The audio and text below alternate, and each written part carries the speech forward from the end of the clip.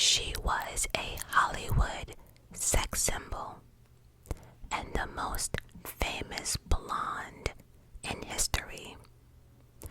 She was the female icon of the 20th century, and still her death, legacy, and story still fascinates us to this very day. But was Marilyn Monroe truly happy? There were 3 divorces, SA allegations, the humiliation of male producers, drug addictions, and unfortunately, several miscarriages, and many famous relationships. And this is not even half of Marilyn Monroe's life or story. But was her unaliving done to herself, or was it accidental, or was it something else? This is the tragic story of Marilyn Monroe. Now let me just say that this story here was probably one of my most challenging to do. Baby, when I tell you Marilyn Monroe, her life, it's just so much. It is just so much, and a lot of it, it's not even good. It is so much. I could not fit everything into one video. I tried my hardest, but it's just a lot. But I did try my best. So if there's anything you would like to add, please add in the comments. For this video here, I will be doing timestamps or chapters or whatever you want to call them. And as I'm saying that now, I have no idea how long this video will be because I'm just starting to record, but the time you're watching this, you will know how long this video is. So again, I tried. So please remember to like and comment. And again, if you are interested in my personal life, please think about joining my Patreon. Or if you like true crime stories every single Sunday, that is also on my Patreon, and that link will be linked down below. But again, don't forget to give this video a thumbs up, because that way it pushes this video out to people who don't know about me. So let's just get to this is the tragic story and life of Marilyn Monroe. Marilyn Monroe was born on June 1st, 1926 in Los Angeles. Her birth name was Norma Jean Baker. Again, her birth name was Norma Jean Baker. I will be calling Marilyn Monroe Norma for now. Okay, so I will be calling Marilyn Monroe Norma for now. Her mother, Gladys Pearl Baker, worked as an assistant editor and film negative cutter at one of the big studios. But unfortunately, she was mentally ill. Norma never knew her father, but her mother claimed that Charles Stanley Gifford, an employee of the studio, he was an actor, whom she had a short affair with, was the father.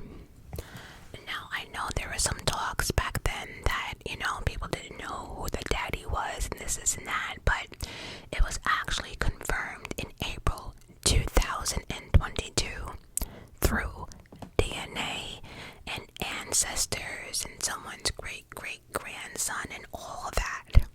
It has been confirmed that Charles Stanley Gifford is Marilyn Monroe's biological father. But Gladys was not the greatest mother.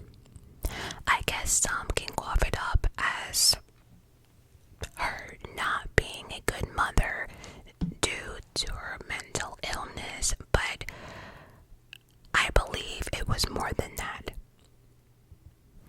Her first two children from her first marriage was taken by her husband, and actually he achieved full custody. And then there was poor Norma.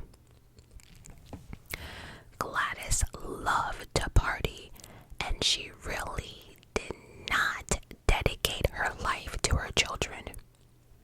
Her mother was advised to give up Norma to someone, and Gladys did not hesitate to do so. Norma was only 2 weeks old. Giving her into the care of a foster family, which had a family-type orphanage situation going on. It was a common thing back then. And let's just say this household was very, very, very strict. I mean, very strict. There was no type of entertainment whatsoever. Entertainment was forbidden in the house, meaning no music, no TV, no radio, no movies, none of that. Anything to do with fun was sucked right out. But I am here to say that Gladys did not completely abandon Norma. She fully paid for the girls' maintenance and visited her daughter on weekends, and she did faithfully. She did.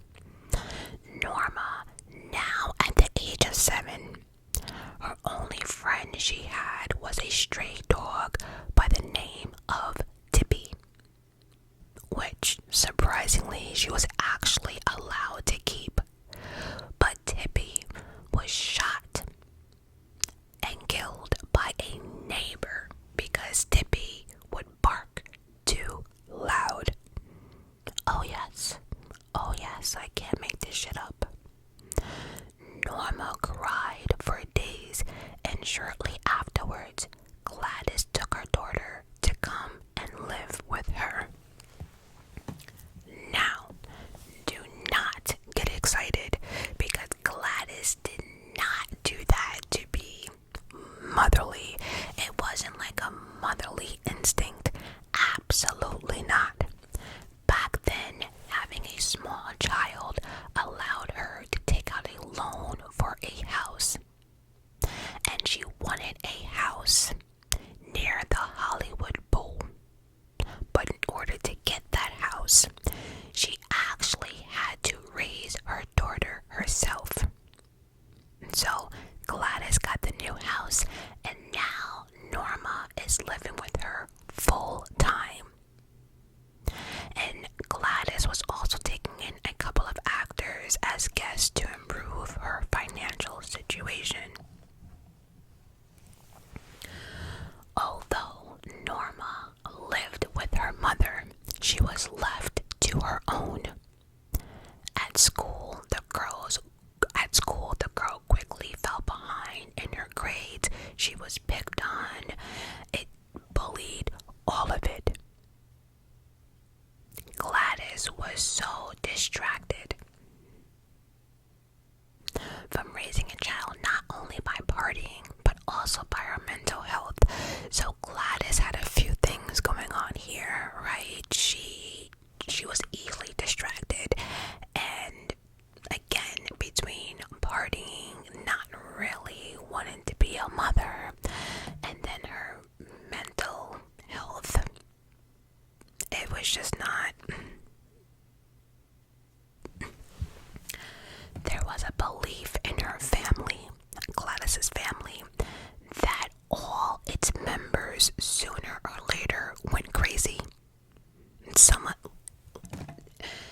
They all had some type of mental illness. And remember, back then, mental illness was still not completely really understood. So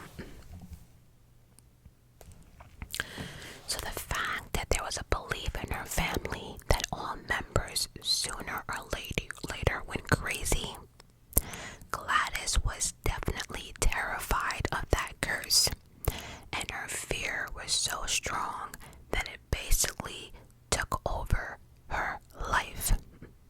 One day, 8-year-old Norma witnessed her mother kicking and screaming before she had to call the police.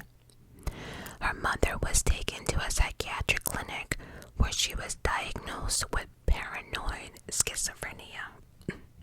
This left Norma homeless and was being threatened by the orphanage.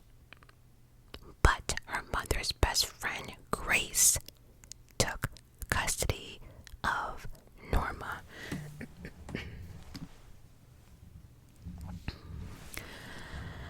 Yeah, this is sad so far. Yeah. So now Norma is with her mother's friend, Grace. Grace embraced Norma like she was her own daughter. Grace was actually the one who put the idea in Norma's mind that she can become an actress or a superstar one day, buying her beautiful dresses. And she did not get tired of repeating to Norma how beautiful she was. Grace also took her to the theater and her work to introduce her to film making. Everyone was happy, everyone.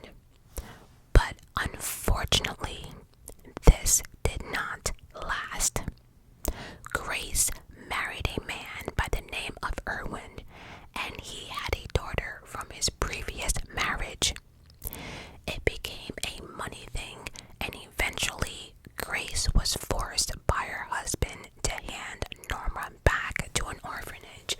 So Erwin was like, well, if you're gonna marry me, I have a daughter, and she's actually my daughter. Norma is just your friend's daughter. It's really not family, so you need to give her back. That's the kind of mindset that Erwin had. So Grace was forced by her husband to hand Norma back to an orphanage, but Grace did visit Norma every single Saturday. And she too did not skip a beat. It was around this time that Norma was SA'd for the first time in one of the orphanage, foster homes, whatever you want to call it. Having already become famous, she talked about a certain man who called her into his room one night, locked the door, and then said, "Now you cannot escape."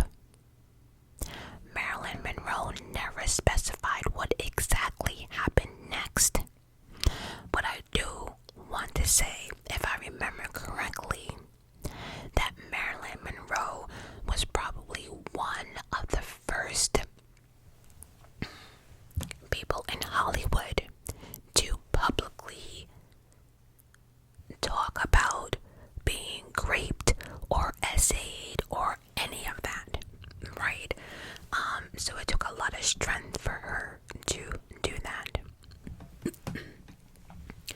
When Norma turned 11, Erwin got a good job, and Grace, who was still very much attached to Norma, took her back. Grace was like, okay, so we got a better job, we have more money, I'm going to get Norma. That was the first thing she wanted to do. However, Erwin was not pleased with this at all. Matter of fact, he was pissed the fuck off.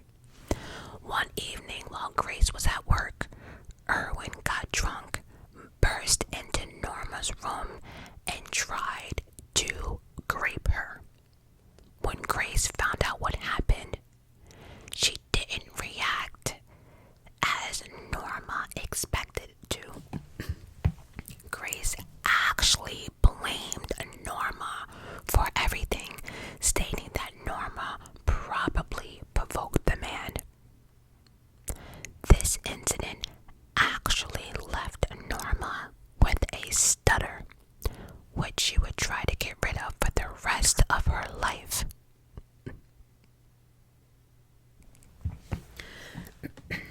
Could you imagine that the one person you trusted, that you tell them what was happening to you and they didn't believe you, and it scarred you so much that you ended up with a stutter? Grace found Norma's great aunt and sent the girl to her. Despite that incident, Grace continued to communicate with Norma and even gave her new guardian some money to help support Norma.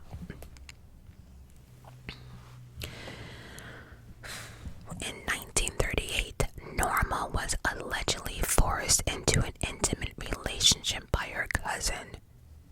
Details were unknown, but we can only imagine how Norma must have felt up to this point with everything that was going on. No one to trust. All adults in her life are failing her. No one to complain to, no one to talk to. From that house, Norma moved to other relatives.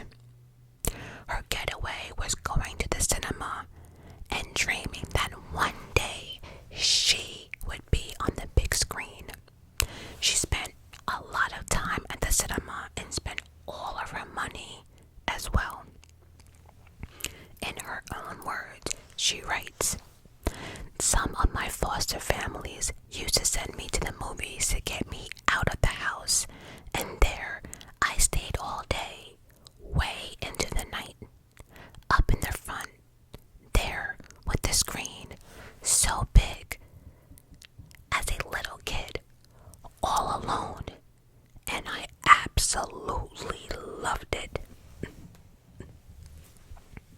Now, at the age of 16, Norma found herself in another difficult situation. She could no longer be supported by her guardians, and Grace and her husband Erwin had to move to another state for work. So in order to not go back to the actual orphanage, she married her neighbor, who she had been dating for some time by the name of James Doherty. He was 5 years older than her. Handsome and decent. Marriage meant that she would have to drop out of school. In the future, Norma would regret this decision more than once. But for now, she was mastering her new role as a housewife. Did she enjoy it? Absolutely not. Because the longer she was married, the more distant her acting career dreams were. In 1942, at the height of World War II, James went into the Navy, and Norma, on the advice of her mother-in-law, got a job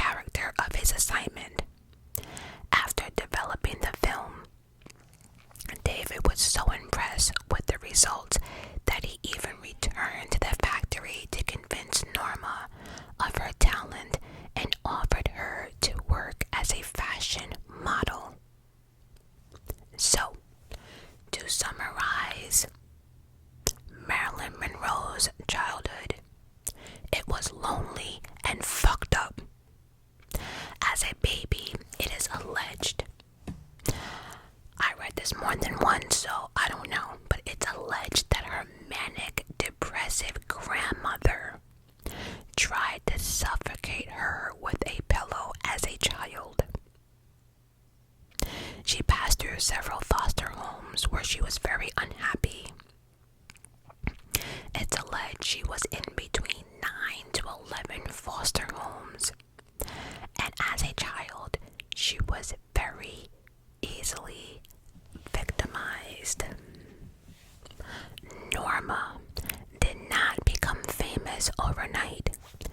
She just left the factory and started working as a fashion model.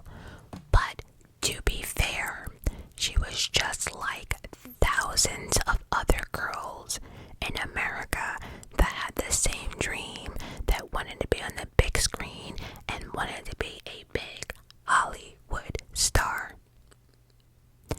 Now, her husband was not too keen about the idea of her modeling.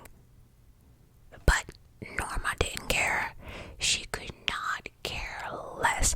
She was unstoppable.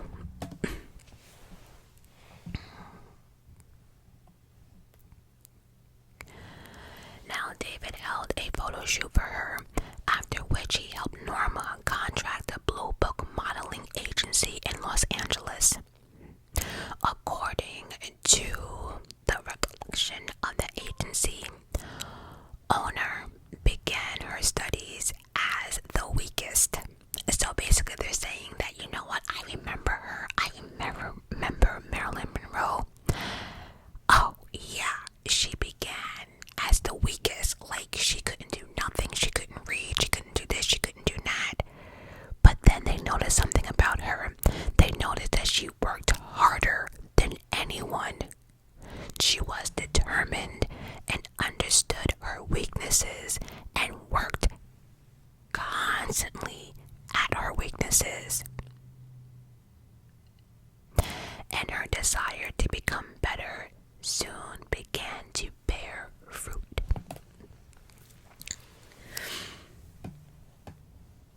And so, just in a half a year, Norma became a popular model, appearing in more than 30 magazines. Norma, though, was not blonde when she was born. The agents persuade Norma to dye her hair a lighter color, since blondes could get more job offers. So she obeyed, because she was ready to do whatever to fulfill her dreams, with no questions asked. Over the next few years, Norma would try 12 different shades of gold before choosing her signature hair color. Now, don't get me wrong, Norma loved modeling, but it was not really enough for her. Her main dream was to be in films. So, in 1946, the agency gave her a screen test at 20th Century Fox. And guess what? She auditioned and they chose Norma. The studio offered Norma a contract and was supposed to receive $75 a week, regardless of whether she starred in a film or not. And so the fuckery begins, ladies and gentlemen.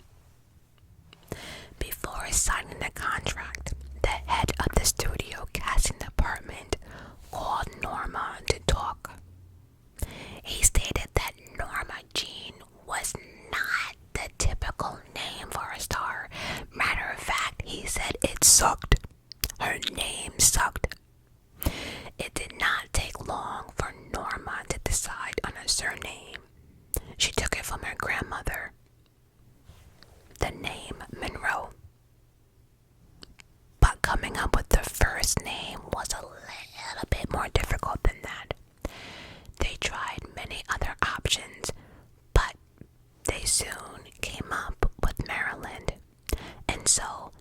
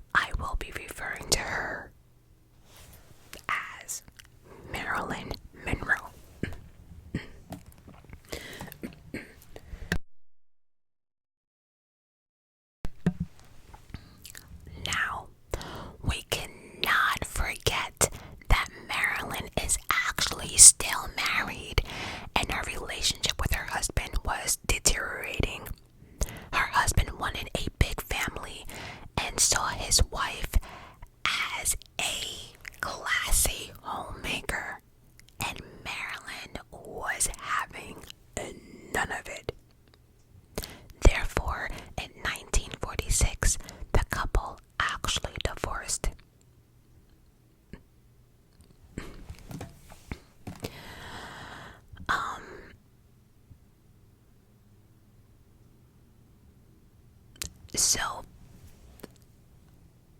it's funny because I noticed that every man that wanted Marilyn, they wanted her in the house, cooking, cleaning, and popping out babies. But Marilyn was not about that life. Yes, she wanted to be married and have children, but see, the men that she was dealing with, they didn't want her to have her own life or work at all. And so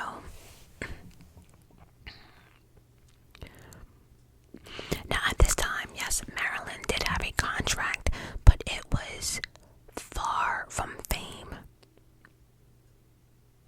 And she was not getting main roles as she wanted. For the entire time of her contract, she starred in only 2 supporting roles. By the way, during filming, there was something that everyone found out about Marilyn Monroe. It turned out, guess what? She had stage fright. Oh yes, she was actually afraid of the movie cameras. Oh yes, stage fright. She was horrified at the thought of doing something wrong, and this problem would torment her even when she became famous. Marilyn always worked on her weaknesses, never allowing it to stop her. So on the days that she had no work or filming or anything else, she didn't watch TV, she didn't lay in the bed. Oh, she wasted not one single moment. She studied hard. 3 hours a day, Marilyn was engaged in acting classes, then would have lunch, then spend an hour of dance classes, then an hour of vocal, then another hour in fencing. Then she engaged in horseback riding. And then, if nothing else, she was always in a book, always reading. Marilyn knew it wasn't enough for her just to be pretty. She understood the game very, very well. Marilyn was once asked, "Marilyn, why do you work so much? Why do you study so hard?" And you know what her response was? "I work hard because one day chance will knock on my door, and I always want to be ready." I have to be honest, Marilyn Monroe has some of the best effing quotes I have ever read. She is like one of the realest people in Hollywood. Like, we'll get to it, but realness, yes, yeah. Marilyn Monroe contract was coming to an end, and there were no new offers. Come to find out, the reason was Daryl, I think his last name is pronounced Zugnuck. Anyway, he was the head of the studio. And he was famous for his loves for stars. Like, you have to be a starlet to be on his list. And Marilyn was not Daryl's type. As a matter of fact, he made it very clear that Marilyn actually irritated him greatly. He also went on to say that she was not attractive enough for consumer films and not personally attractive enough for serious cinema. So basically, he just didn't care for her.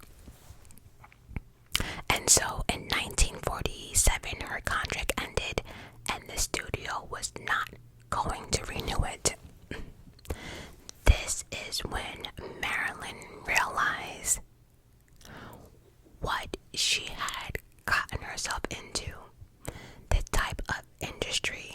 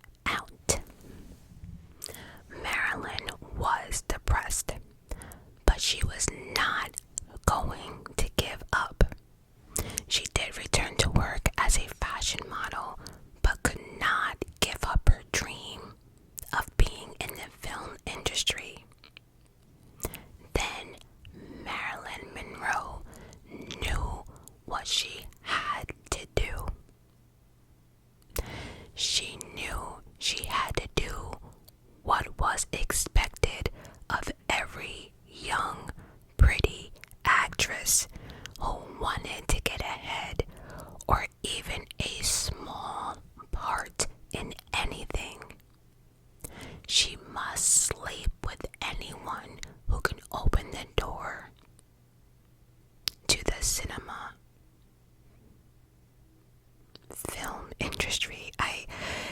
It's just so sad because, many people during that era said the same thing. In order for any female to be taken seriously, you had to open your legs. That was it. Females back then, women back then, were just nothing, objects. That's it. But she realized that if she wanted to get ahead, she had to open her legs. She didn't like it, but she had to do what she had to do. And again, at that time, that was really the only way females could get ahead. There was actually a story recounted that Marilyn was at a party one night and was surrounded by men, and one reached out and ripped off her top, exposing her breast, just ripped it off. Marilyn, of course, laughed along with the others at the humiliation. Laughter masked her fury, but she was mad, embarrassed, and humiliated. Could you imagine you're at a party just chilling and a nasty old man, just because he can, came up and just ripped your top off, so now your nipples and breasts is exposed to everyone, and the only thing you can do is just laugh it off.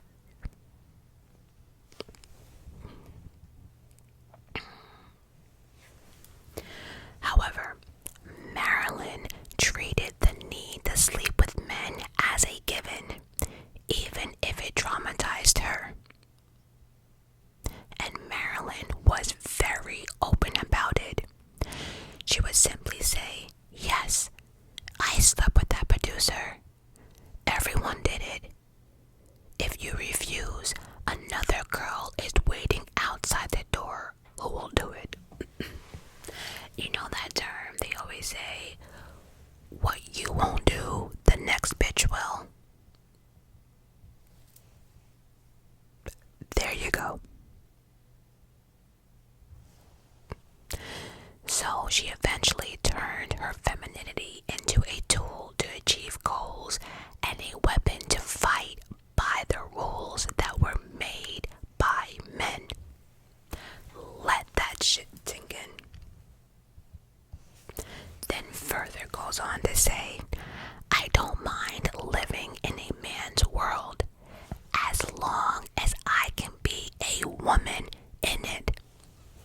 Again, let that let that shit sink in.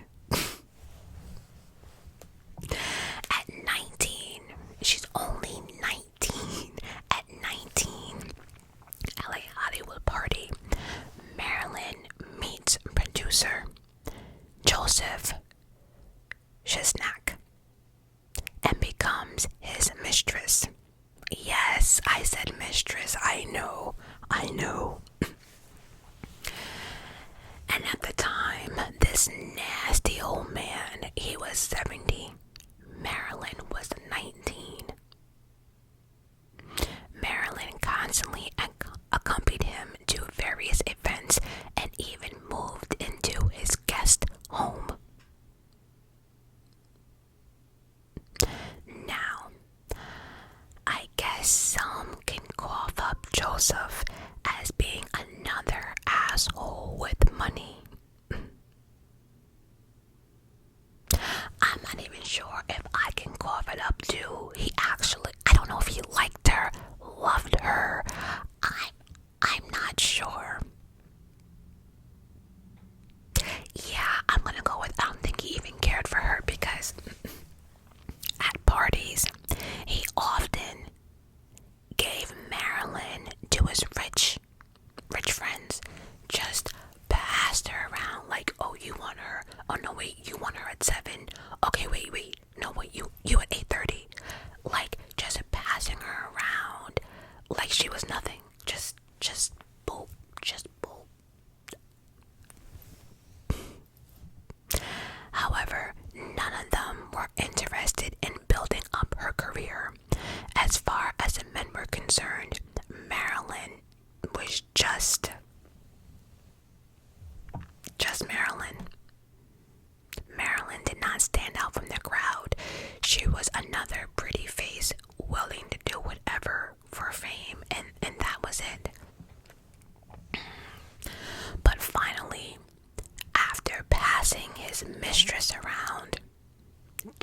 decided to help his mistress out.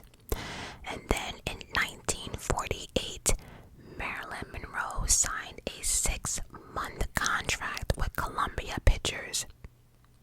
With this contract came regular changes in her appearances. Her hair became fluffy, and her hair received a platinum shade. Marilyn now is officially on her way. So we think. Marilyn started studying with acting teacher Natasha Lattès and quickly became the mother figure that Marilyn truly missed and needed. They worked with each other for 6 years on 22 films. Natasha did initially admit that Marilyn did not delight her, stating that she was way too calm, constrained, could not pronounce words normally, and her manner of speaking, she couldn't take it. Everything was just unnatural to her. And she hated Marilyn's posture, but the most thing she hated was Marilyn Monroe's voice. Her whiny, squeaky voice. It got on her nerves so much that she asked Marilyn not to speak unless it was necessary to. I cannot, but overall, Natasha helped create the actress' behavior and taught her how to work in front of the camera. Again, Natasha admitted that Marilyn didn't officially win her over, but won her over because she worked hard. She never complained, and she listened. She was willing to learn and do whatever she had to do. She never missed class, nothing, whether she was sick or not.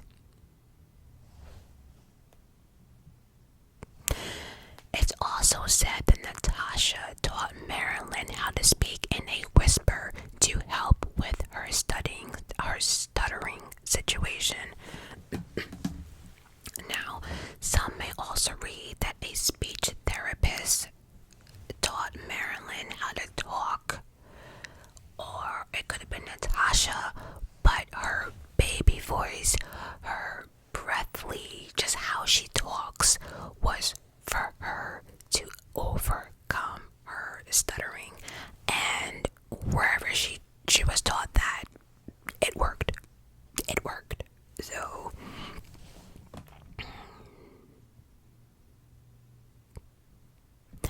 Marilyn was actively engaging in self-education herself. Again, she, like a lot of people, thought Marilyn was stupid, but she was not. She invented and created her own new identity. She formed her body language and mastered her speech techniques with the help of this book called The Thinking Body. At Columbia Picture Studio, Marilyn was assigned to learn vocals from Fred Karger. Marilyn fell in love with Fred. I mean, she fell hard for Fred and even informed Joseph. Remember, nasty old Joseph, this 70-year-old man that was just passing Marilyn around the table. Yeah, that one. She even told him that she was moving out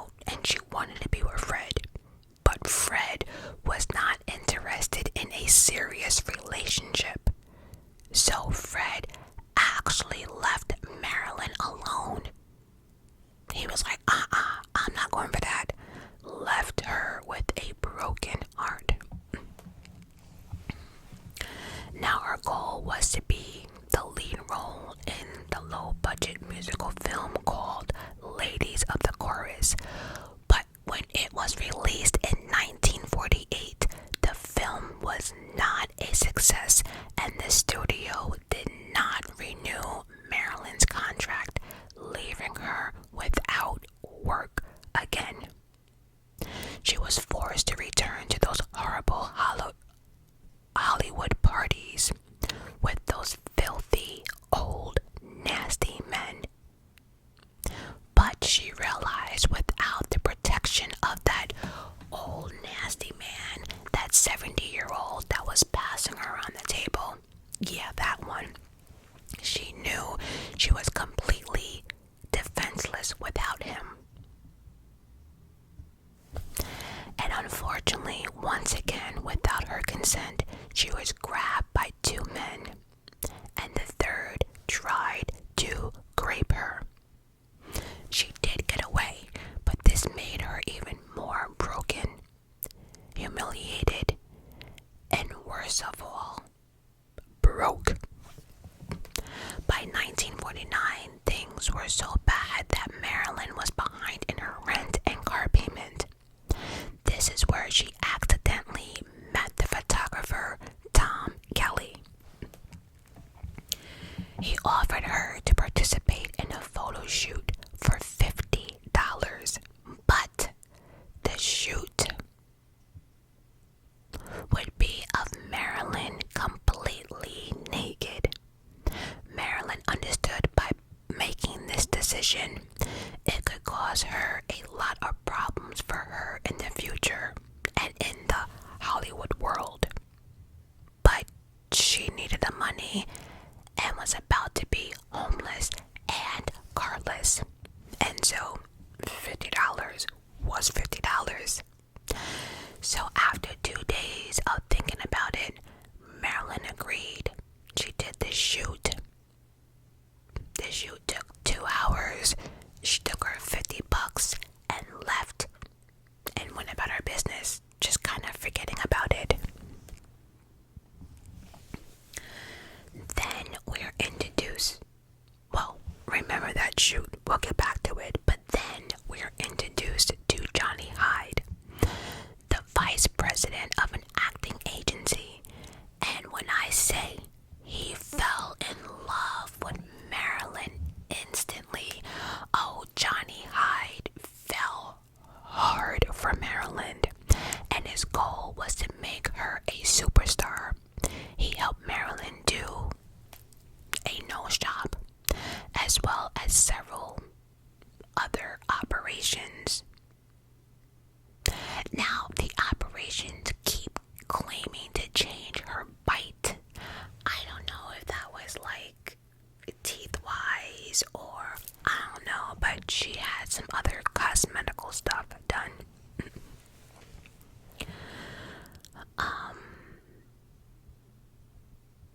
And thanks to Johnny Hyde, Marilyn was receiving acting roles left and right. The Asphalt Jungle and All About Eve was both movies. Well, both movies were being successful and received numerous Oscar nominations. Even though Marilyn did not play the central character or the main role, the audience was finally beginning to notice Marilyn Monroe. And so, in 1951, 20th Century Fox and Marilyn signed a whole new 7-year contract. So, under this new contract, Marilyn was supposed to receive $500 a week no matter what. And then she began to be offered more minor roles. Marilyn was quickly able to win the audience love with her simple and at the same time noticeable roles in comedies. The newspaper wrote that Marilyn's roles brought more sexuality to movies, and Marilyn was their decoration. See, at this point, for me, it wasn't even about people falling in love with her voice or this or that. She was just simply a sex object, something that people wanted to look at. Like, I don't even know if people even thought she had talent, right? At the 23rd Oscars, Marilyn Monroe became the host and the audience loved it. She began to receive letters from fans. Her smile was plastered everywhere, magazines, newspapers. It was everywhere in Hollywood. And just like now, when anything is going good, your past always comes back to haunt you. Always. Not even in Hollywood, but in life. Right? Someone discovered her naked picture in that old, calendar, that nude photo shoot that she did for $50. Yeah, that one. Of course, the photos were immediately leaked to the press, and a full-blown scandal erupted. The studio producers were horrified that it would ruin her rising star career. But they actually had the audacity to order Marilyn to deny everything. But Marilyn had other plans and was going to handle this situation her way or no way, which turned out to be much wiser and what the studio wanted her to do. Marilyn did an interview and explained the entire situation. She didn't lie about a damn thing. She explained that she did it for money, how she was broke, about to be homeless, carless, what was happening in Hollywood. She did very well on that interview, and the audience ate it up, ate it up, ate it up. And she also made it very clear that she was not ashamed for what she had done. Basically saying, I had to do what I had to do for money.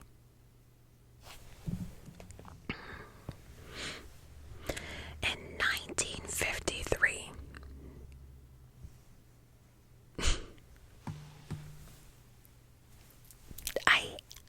this next man just makes my skin crawl.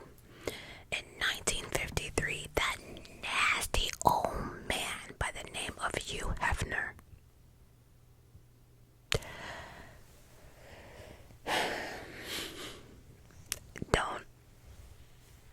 Hugh Hefner put the first issue of Playboy magazine up for sale.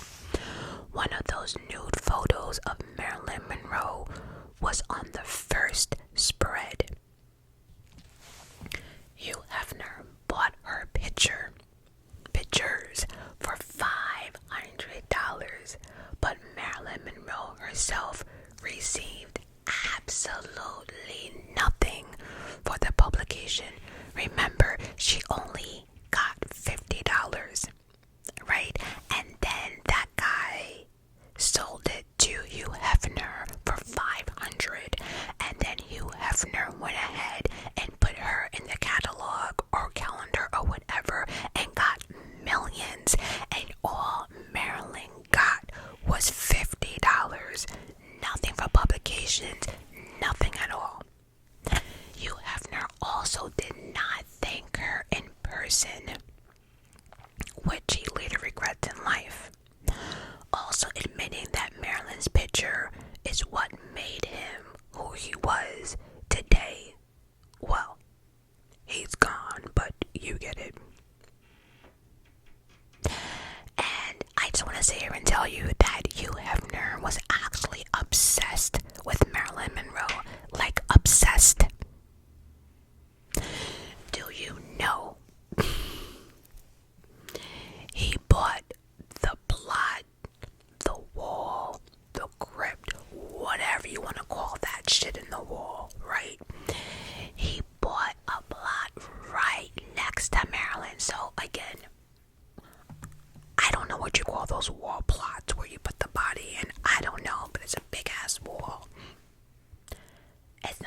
calls you Liam. Y'all know what I'm talking about. So let's just say Marilyn's right here. Hugh Hefner's right here, right next to her. Like he bought the plot. You net.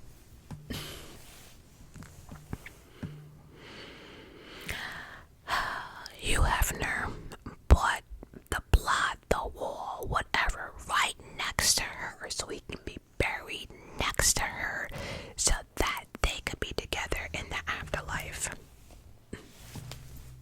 So she can't even rest in peace. She gotta look. So even in her life, she had to deal with creepy ass men, and here you are being buried next to her, so you can be with her in the afterlife. No. Hugh Hefner had photos of Marilyn Monroe everywhere in that mansion. It was like an obsession that nobody has ever seen before. That is creepy. Creepy. I just cannot with that old man smelling like Bengay, popping Viagra, just smelling like old people. Ugh. Anyways, back to Marilyn and her lover. So, remember Johnny High, the man that did so much for her, the nose job, all of it, right? Well, this relationship was also coming to an end. Johnny offered the actress to become his wife, but to his surprise, Marilyn said no. I have no idea what the people upstairs are doing, but they're pissing me off. Apologies for the noise. But yeah, Johnny was like, be my wife, and Marilyn was like, no. She had no problem sleeping with him, and he was a nice guy, but marrying a man that she did not love was just way too much. That she was like, okay, that's where I draw the line. Insulted and embarrassed by the rejection, Johnny stated that without him, Marilyn would quickly lose popularity. I just can't with men sometimes. So basically, like, well, if you leave me, you won't have a career.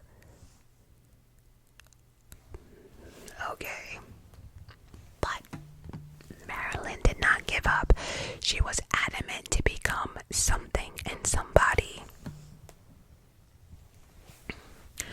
I do want to mention that in 1952, Marilyn didn't manage to find her father, Mr. Gifford, but he made it very clear that he wanted nothing to do with her, and that he was married and had a whole family.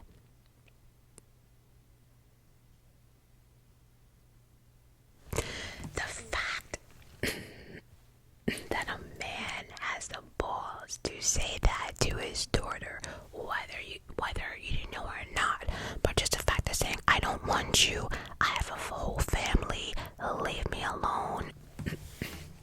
Could you imagine? So Marilyn took a little break to herself to cry it out. She was hurt. She didn't take long, but she cried it out, pulled herself together, and went about her life. In 1952, Marilyn did 5 movies with Natasha Lattès by her side, which annoyed the directors, but there was nothing they can do about it because Marilyn refused to work without her. Despite Marilyn's growing popularity, studio head Darryl treated her dismissively as a dummy, saw her as a stupid blonde, and gave the girl the appropriate role. You know, the role of the young, dumb, pretty blonde that can't do nothing for herself, that's helpless and can't read and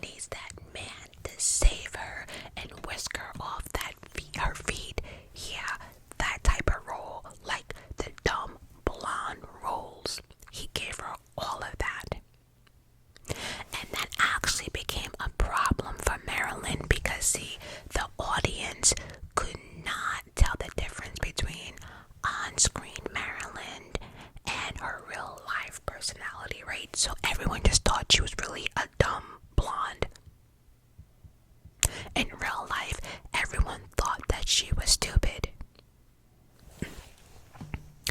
At some point, Marilyn realized that she was trapped in this image, but unfortunately, there was no turning back.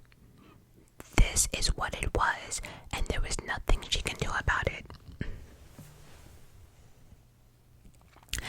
At this point, it was clear that any movie that Marilyn was in was an instant box office hit, bringing in millions of dollars. But despite the growing popularity of her, she still worked under the old contract with Fox of her fee of just $500 a week, no matter what. So basically, no matter what money Marilyn was bringing in, she would only get that $500 a week. That's it. And then Marilyn found out that the makeup artist was making more money than she was. Ain't that some shit?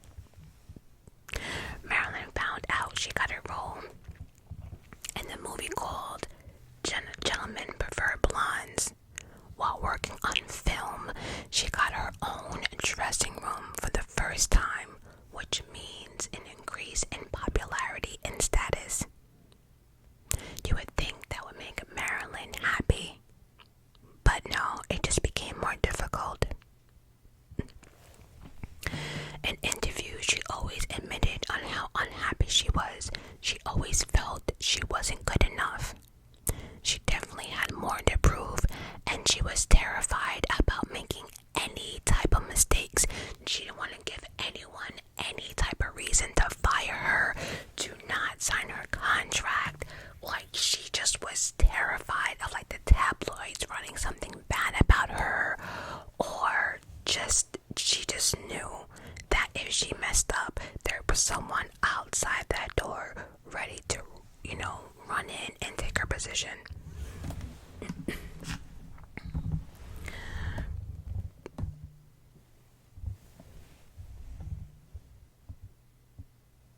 Oh, and then I have written here in my notes, and if I did not make myself clear on how unfairly Marilyn was being mistreated and underpaid.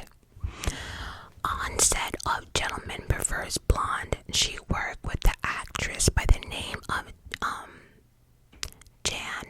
Jane Russell.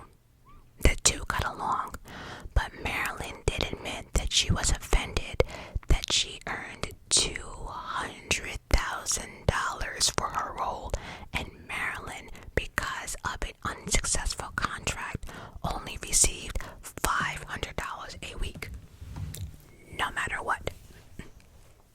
Now, she didn't have any hate towards Jane at all, but Marilyn just felt like she was getting fucked no matter which way she went, turned, or tried. And again, with that shitty contract, there was nothing she can do, because the studio refused to negotiate her contract. Because remember, the studio head, Daryl, absolutely hated her. Marilyn Monroe married baseball player Joe DiMaggio in 1954. The press and fans were delighted, but the happiness did not last long. Joe turned out to be another man who wanted to make Marilyn a housewife. Joe was very conservative and jealous and dreamed of a really big family. Of course, this did not fit Marilyn at all. Marilyn tried, though. She definitely tried. At first, she tried to live up to the standards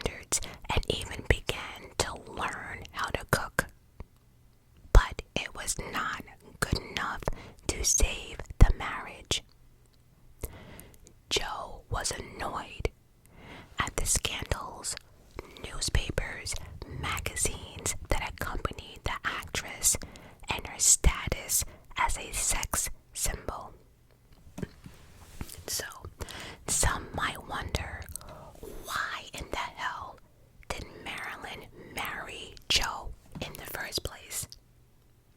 Well, you see, that question was asked to Marilyn, and she responded. And her response was, he is great in bed. Period. The end. She wanted to be a wife and a mother, but she also wanted a man to respect what she wanted to do as well. Tensions continued to escalate for the couple, reaching their peak on the side of the famous great scene in that movie, The 7-Year Itch. The famous picture scene that I think the entire world has seen, knows about something. If you know anything about Marilyn Monroe, I think everyone has seen her in that white dress with the wind blowing up her dress and her trying to catch it, or her dress is blowing back in her face. There are different clips of that picture, you know, it's not just one pose, but you get it all in white. The air blows up her dress and it, you know. Yeah, from my understanding, that scene took place in New York City, and she was standing over like the subway vent or something, and anyway, it was a mess, and I'm gonna tell you why it was a mess. The famous scene that she's known for, again, the white dress blowing back in her face. The famous scene took 14 takes and about 3 hours to shoot. There was not only a film crew on set, but also about 100 male photographers and about 2,000 ordinary fans.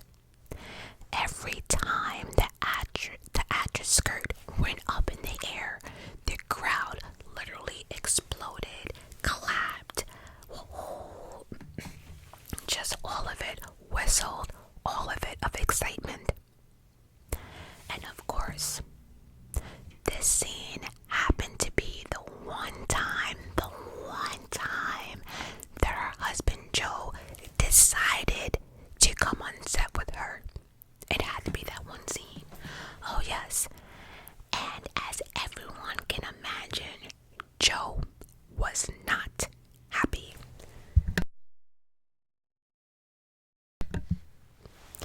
Like at all. He was not happy.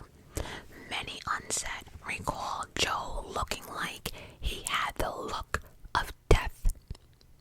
His face rigid with attention, and his face had gone completely white.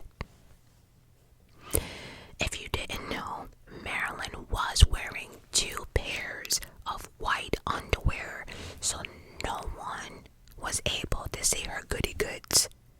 But if you think that calmed Joe down, you were sadly mistaken. Oh, Joe was pissed.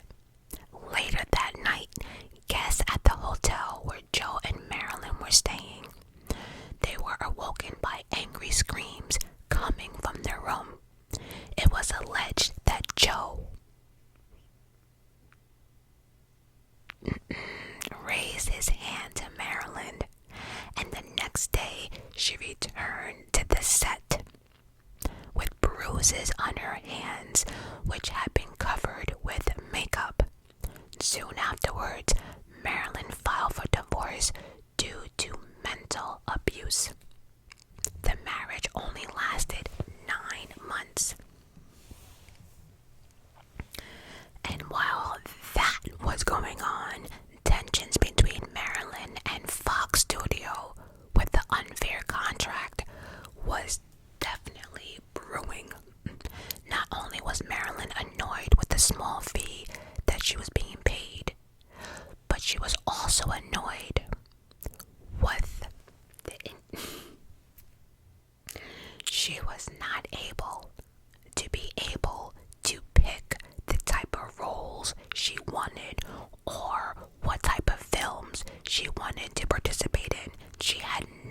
so to that either.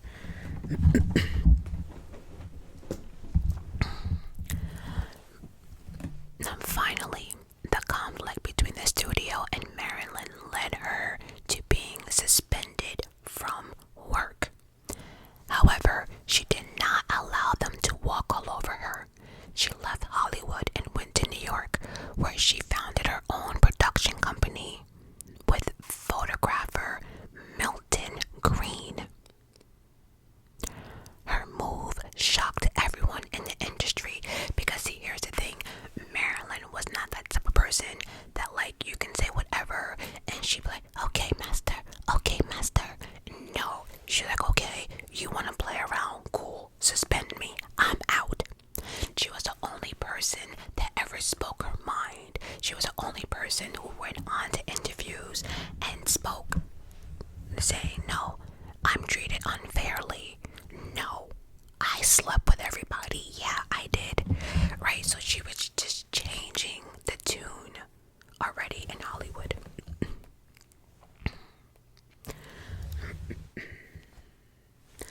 By January 1955, a year-long legal battle began between her and Fox. Remember, everyone thought that Marilyn was a dimwit actress, but little did people know, Marilyn actually had an extensive library of her own with over 400 books, which she read multiple times. Marilyn persuaded knowledge, trying to overcome the complicities associated with not finishing school.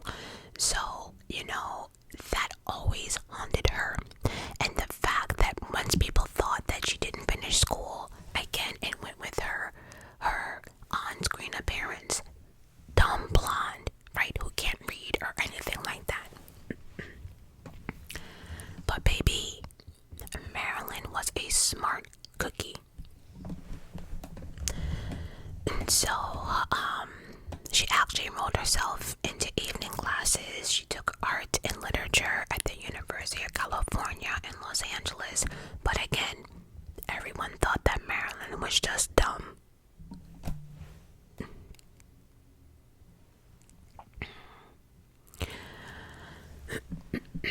And now,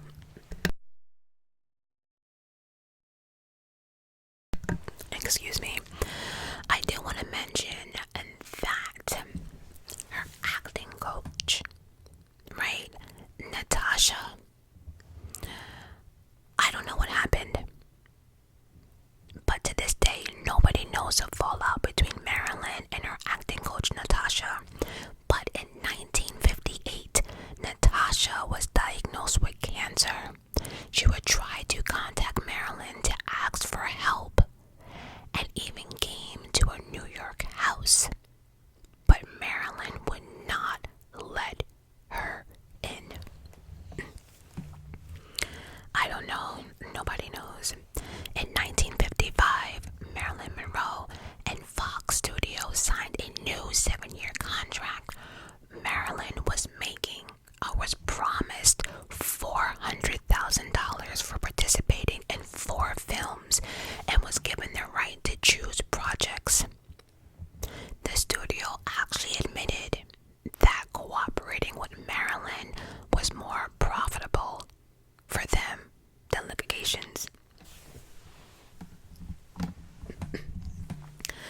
So basically, what you meant is Marilyn makes you a lot of money. There's no point of pissing your money maker off, and so you negotiated. That's exactly what you meant to say. I got you.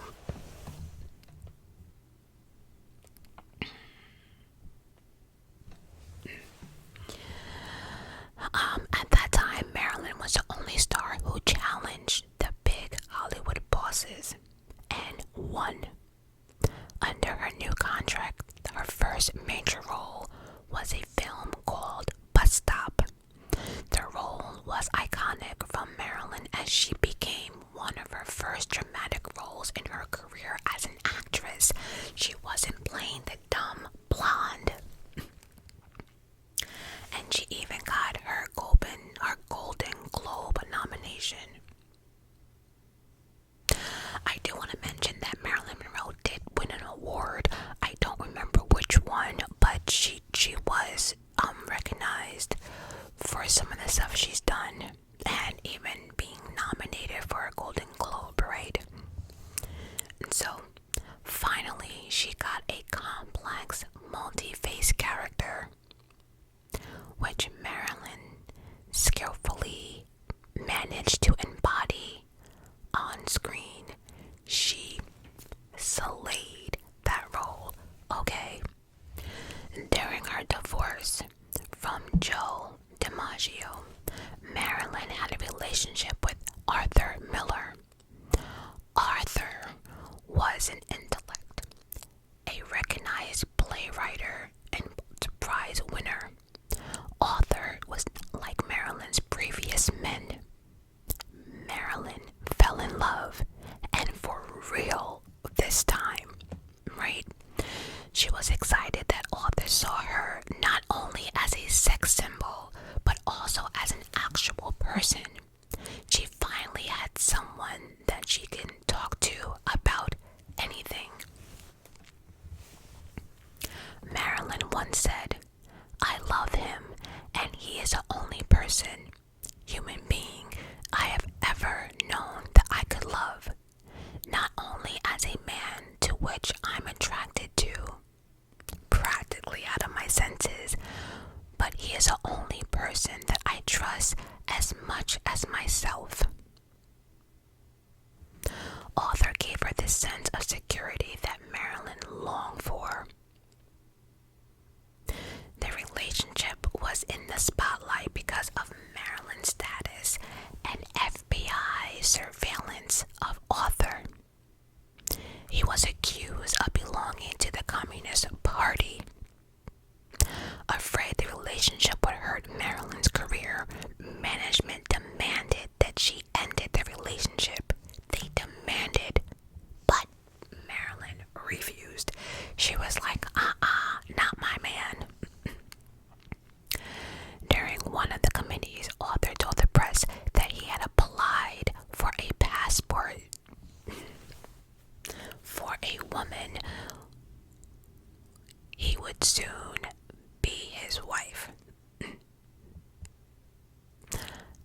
Marilyn heard this, started crying, and she was upset because she felt as if Arthur was another man trying to be controlling, right? He's telling the press and everyone else that he's getting a passport for this woman that would become his wife soon. Meanwhile, he didn't ask Marilyn shit. They never even spoke about marriage or nothing. She says, "He decided everything for me. He used me for my fame." However, the wedding didn't happen in 1956. For the sake of Arthur, Marilyn converted to Judaism. As a result, her films were banned from showing in Egypt.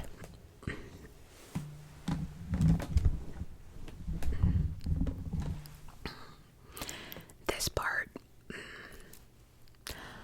Arthur Miller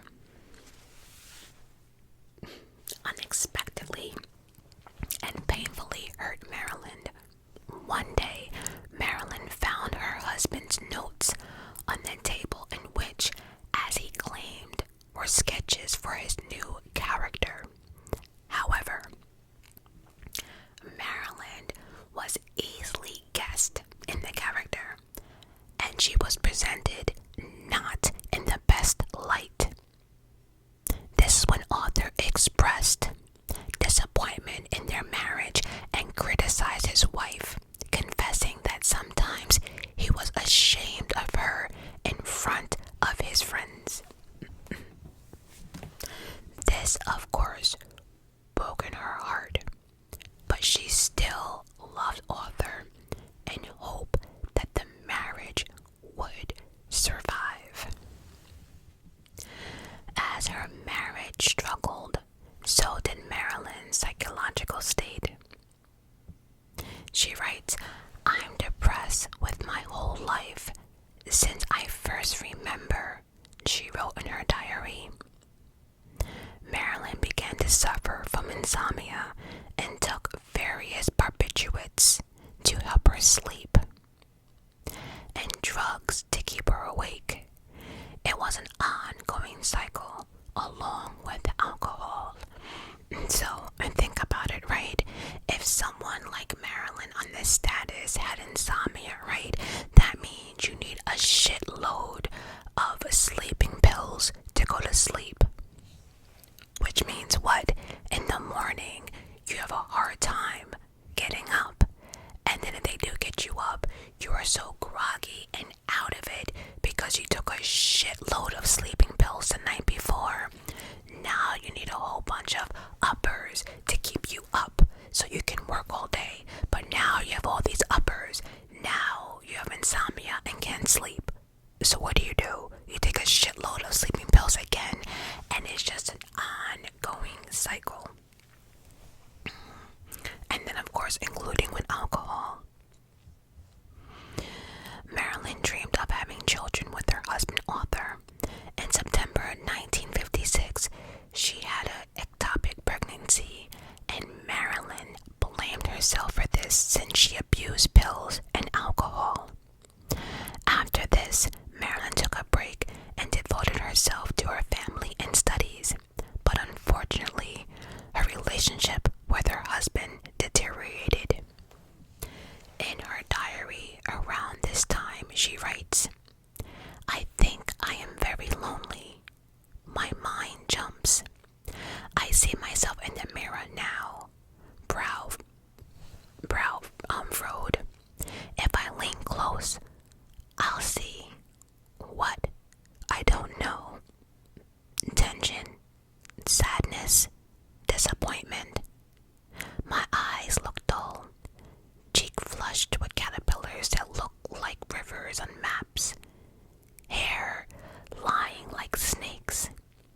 The mouth, oh, the mouth makes me the saddest, next to my dead eyes."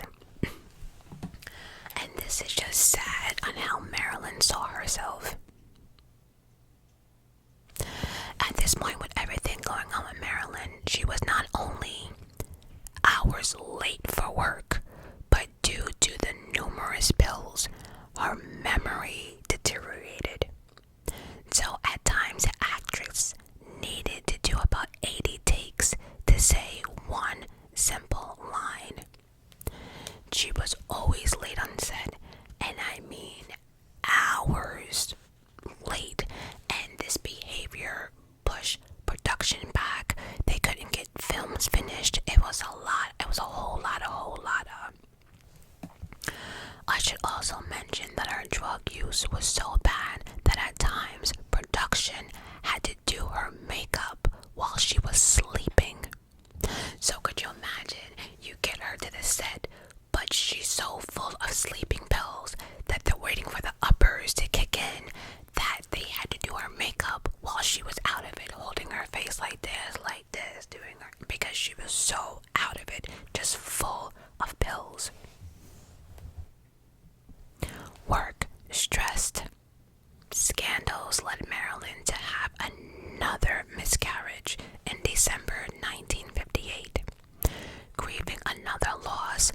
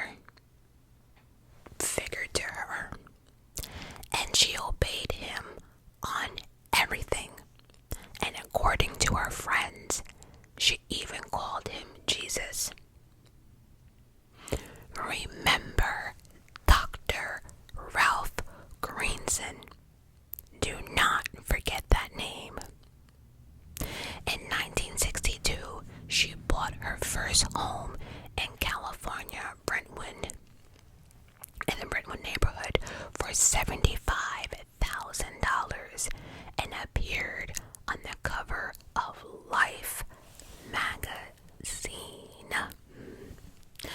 So I know many probably jumped to this part of the video because I think many, as of now, knows that Marilyn Monroe had a fling, a relationship, whatever you want to call it, right, with JFK. But how many of y'all knew that she had an affair with two Kennedys? I'm gonna be honest. Before I went down this rabbit hole of Marilyn Monroe, I knew about her and JFK, but I knew nothing about her and Robert. Like, what? Two Kennedys? Oh, so we're getting close to the end of this video, but in order to talk about Marilyn's death, we have to get the Kennedys out of the way. It's a must because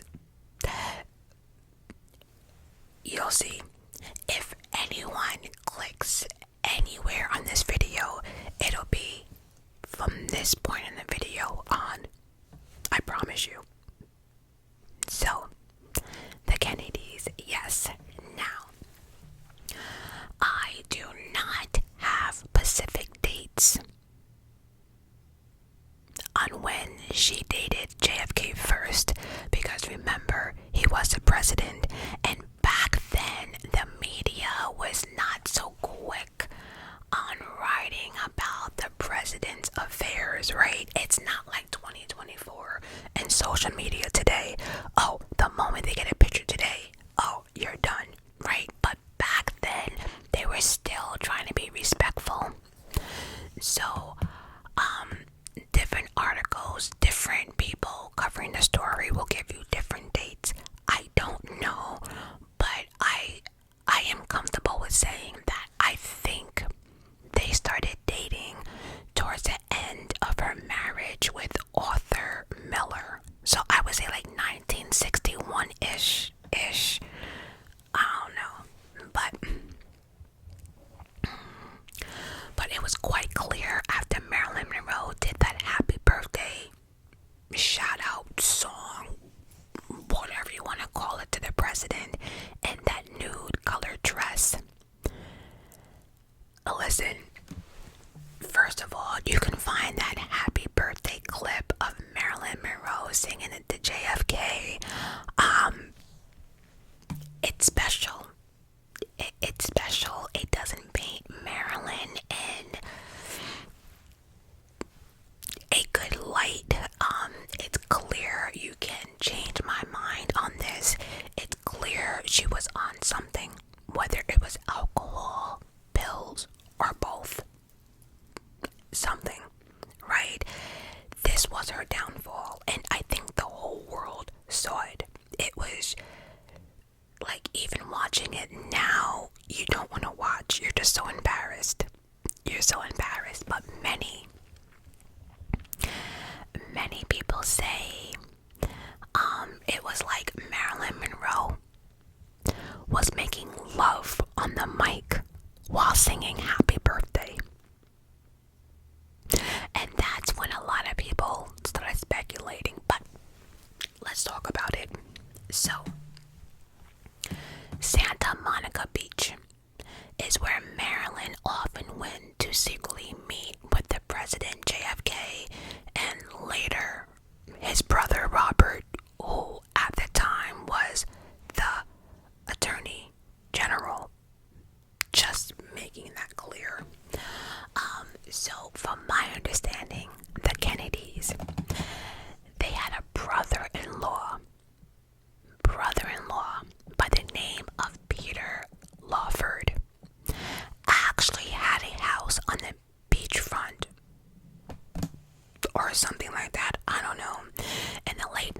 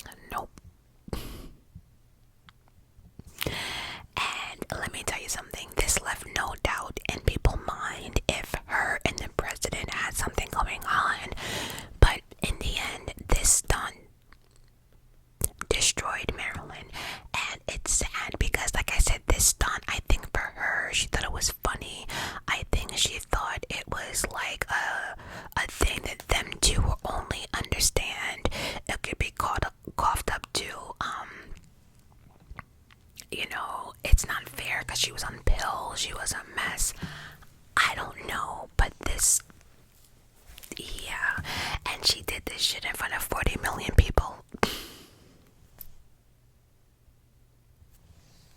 40 million people. It's also alleged that she just had sex in the back with one of the brothers. I don't listen. I don't know. That's alleged. I don't know, but she was a mess. So this put JFK's staff, PR team, whatever you want to call it, in a straight panic. The American people cannot lose faith in their president, especially over a cheating scandal. Again, you can find that birthday clip anywhere on YouTube.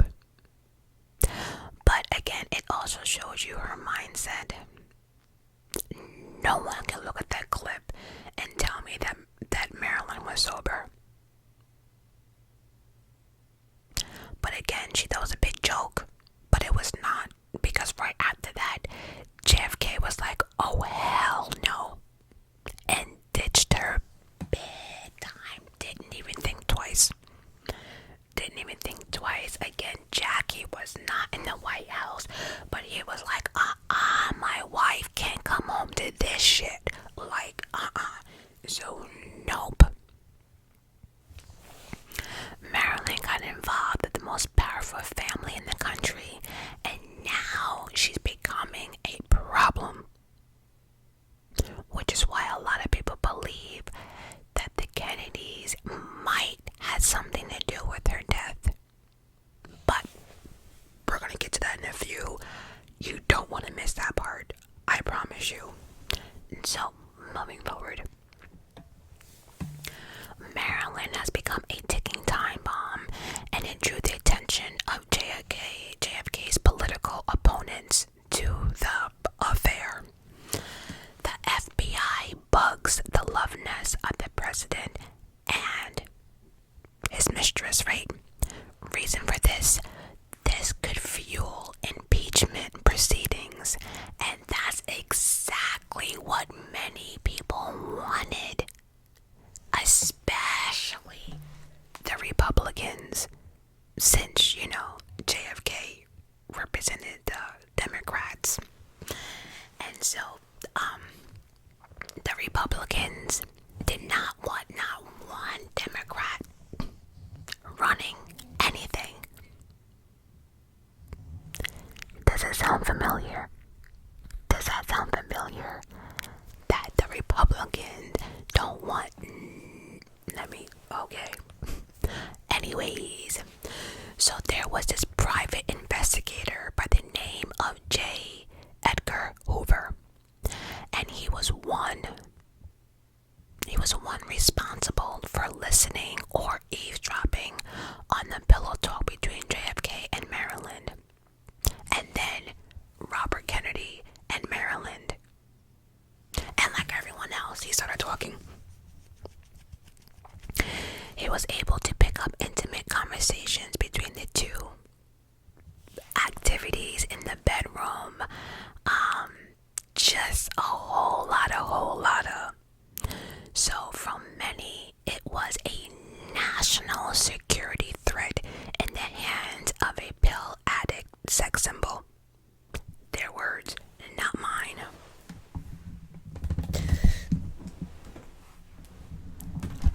My leg hurts.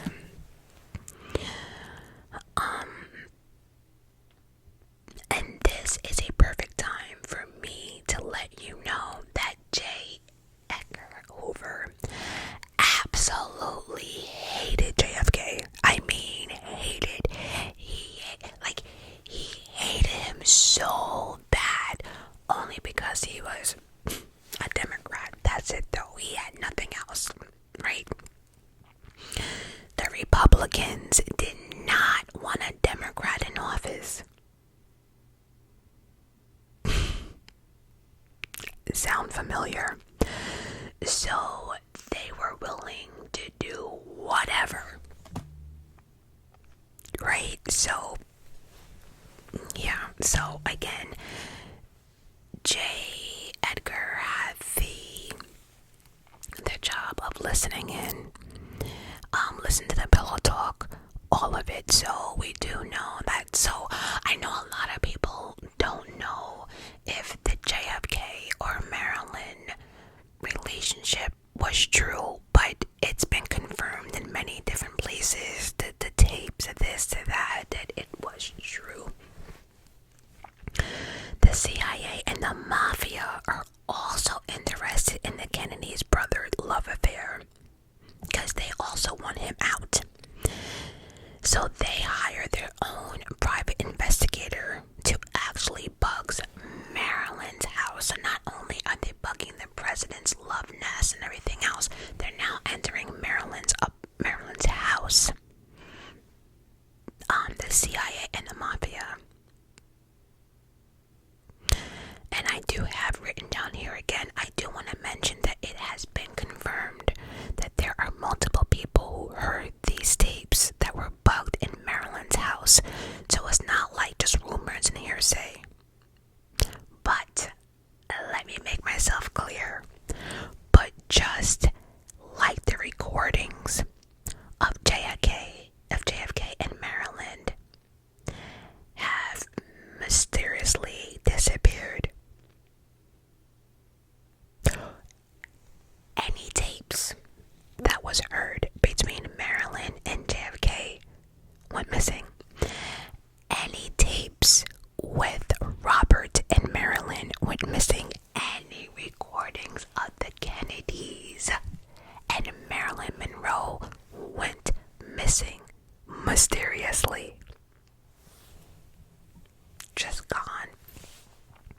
Boop. Disappeared. Gone. Nowhere to be found. Dust. Okay, so after Marilyn pulled that happy birthday stunt at Madison Square Garden, JFK had completely ditched her. Let me tell you something. He just completely stripped her. She wasn't allowed to be around the president. She wasn't allowed to call, come in. All of her privileges were revoked. And JFK would have no contact with Marilyn Monroe. But Marilyn did not take this lightly. She was like, bitch, what? You're gonna do what? You're gonna use me and then throw me out? Oh, hell no. And she went crazy.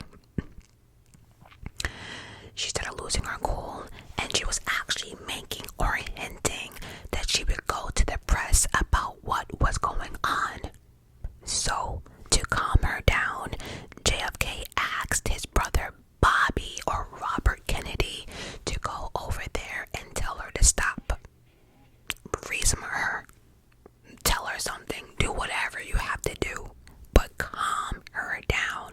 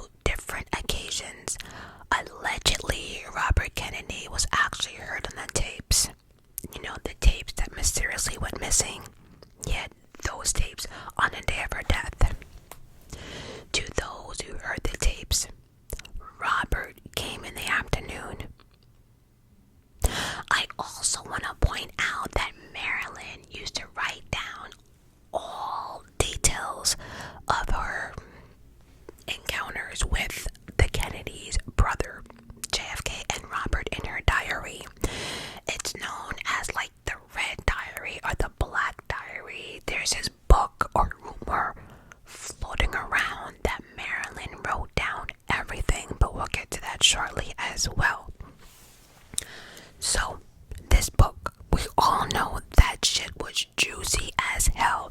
Think about it. Marilyn slept with some powerful people in Hollywood. She knew the ins and outs, right?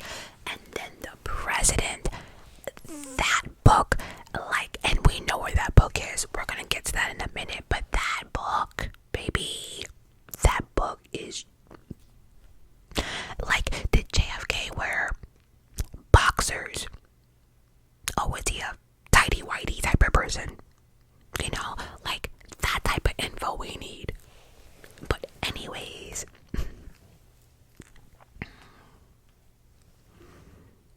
now it is alleged that some people have read this diary, and it did have secret information in regards to what the president was planning on doing, etc., etc.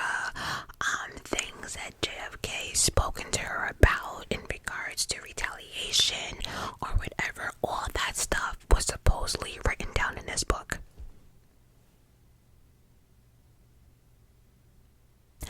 So, if I'm not making myself clear that this book had information in it that only secret, top secret people should know, only 3 in the world should know, right? So, the question is, was Marilyn a threat? Did she know details that could threaten national security? Could this be the real reason why people think that the Kennedys had something to do with her death?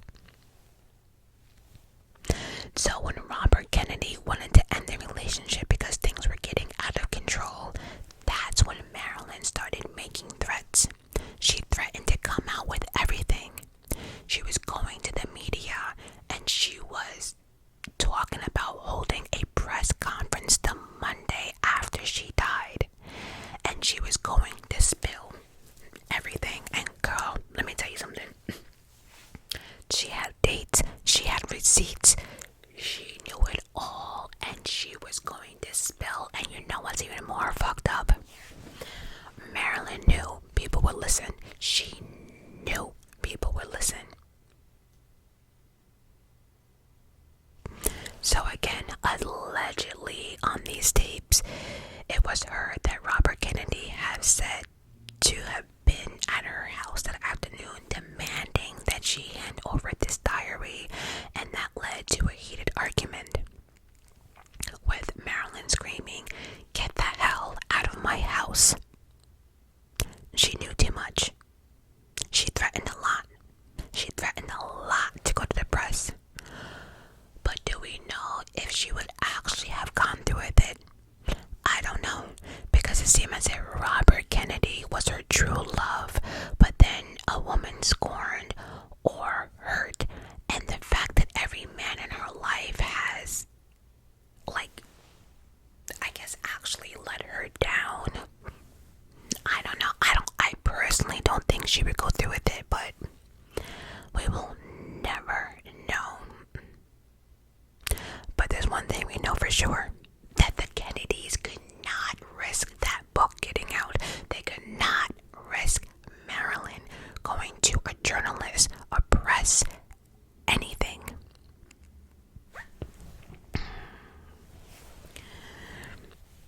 So as per these missing tapes that have been heard, it's alleged that Robert and the crew came back one more time in search of that diary. Then you hear Marilyn come into the scene, and it's clear she had been drinking and her speech was slurred. She wanted to know why they were back. She said, "I thought you were leaving." Then she continues to say, "Oh, you people just use me. That's all you people want to do. Just use me. You don't care about me. You just use me, and I'm tired of being used." Allegedly, those were her exact words. Then she continues to say again, "I'm tired of being used. And let me tell you something, Buster. I know what would make headlines." Uh-oh. Then allegedly, keep your mouth shut if you know what's good for you. Marilyn replies and said, I know what's good for me. I'm Marilyn Monroe, and you're not fucking with an extra. Robert Kennedy goes, oh, I know who I'm messing with, but you have no idea who you're messing with. Then Marilyn got really hysterical with Robert Kennedy. Then allegedly, let me say this again, allegedly, on the tapes, it's supposedly you can hear Marilyn being smothered with something, followed by something like, don't be too careful with that pillow, followed by, watch out for the shot. But nobody knows what watch out for the shot means. Did that mean that someone was giving her a shot, or they were going to give her a shot? Nobody knows. But according to what people who heard the tape, it was clear that she was smothered in some type of way by something. I don't know. But that is basically all I have on the Kennedys. And I don't want to go further into her actual death because we're not there yet. But the next chapter, we will be. So, her death. That scandalous performance at Madison Square Garden cost Marilyn her job at Fox. Fox fired her, using her absence and substance abuse as an excuse to sue her for breach of contract. So, again, another low blow. But it was said that Marilyn was still filled with hope. I think by now she is just so used to it. With her lawyers, she wanted to organize an independent film studio, and she appeared on the cover of various magazines. She was also in talks to star in a biography of her screen idol, Jean Harlow. Now, Fox regretted their decision. They actually renewed and negotiated Marilyn and returned her to the set. It seemed that Marilyn had hopes for a career in recovery. She was hoping that she can actually recover her career, I should say. But on August 5th, 1962, Marilyn Monroe was found dead in her Brentwood house.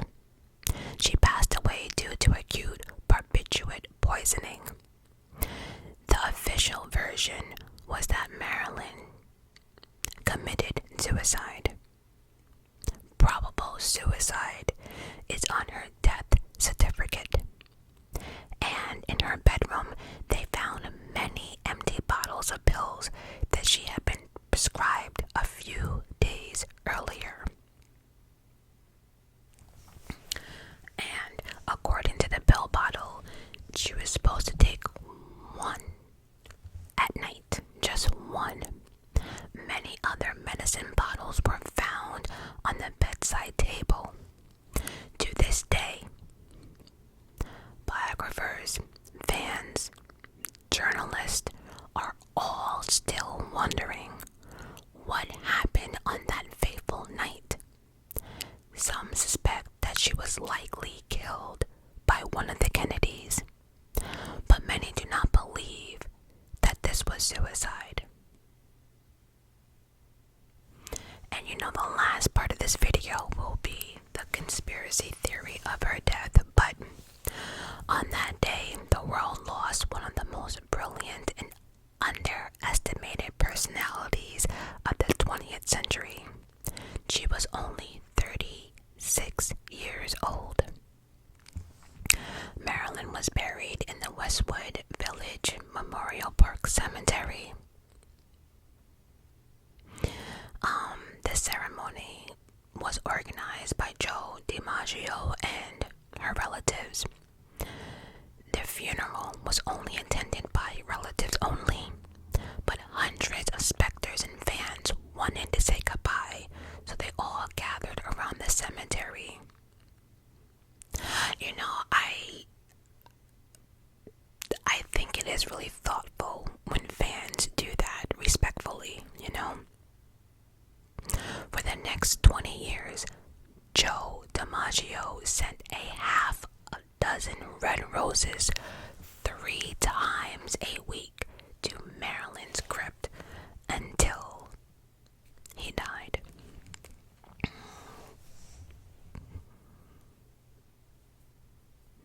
Even after 60 years, Marilyn Monroe remains an icon, a cult figure whose image is used in pop culture to this day.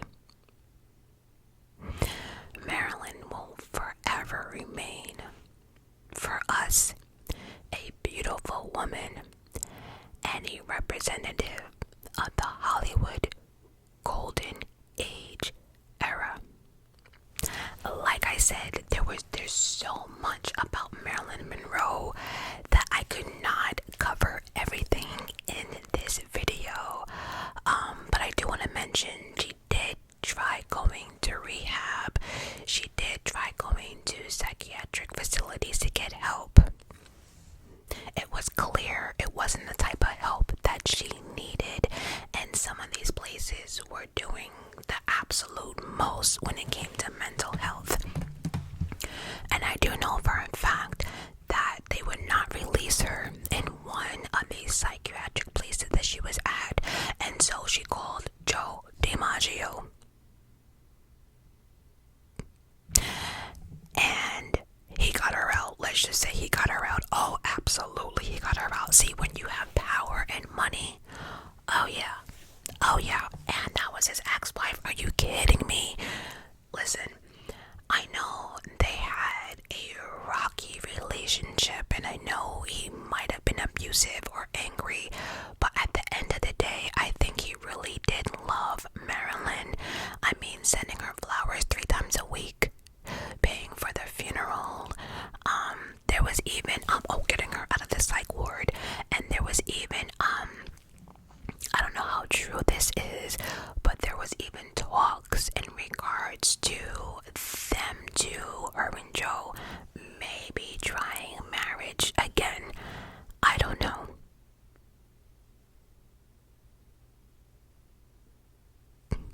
But overall, you know, Marilyn did take accountability for what she did. She never hid from it. She never shied away from it. And at the end of the day, she did try to get some help. And so, on that note, that is the story of Marilyn Monroe. But up next is the breakdown of her, the murder scene, conspiracy theories. I don't know. Stay tuned. So, if you have made it to the end of the video, which is this last chapter, then you are awesome. But if you also made it this far, you do understand that Marilyn did not have an easy life, starting with our childhood, going from home to home, being essayed and raped from a young age, from her mental issues, the way she was treated in Hollywood, the way she was treated by men, accompanied by miscarriages, failed marriages, humiliation in life, her substance abuse.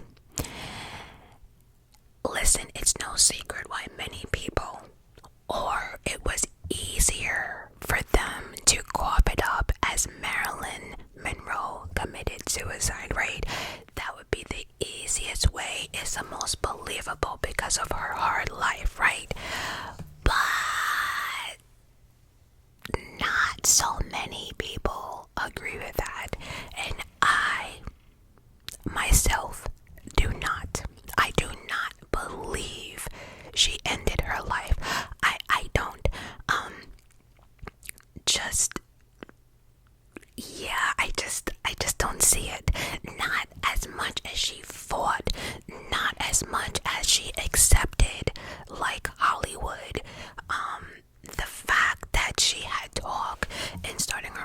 studio and this and that. I just don't believe it. But then we also have some interesting facts that if you did not know anything about her story, the evidence itself is... Say what? Yeah. So, but, oh, and also too, I have written down here, like, the fact she wanted to be a mother more than anything. In an interview, it was said that she said that she would choose motherhood over movies, film, Hollywood any day, right? She wanted to be a mother. And then Fox just negotiated her new contract. She was making $750,000 a movie, right? So just with her future plans, that doesn't seem like somebody who wants to end their life right now, you know? So, but putting my opinions and my emotions to the side, shit is still not adding up. It's not. So, what we know is, on the night of August 5th, 1962, the Brentwood, Los Angeles police received an emergency call that 36-year-old Marilyn Monroe was found unconscious by her housekeeper. And this was around 4:30 a.m.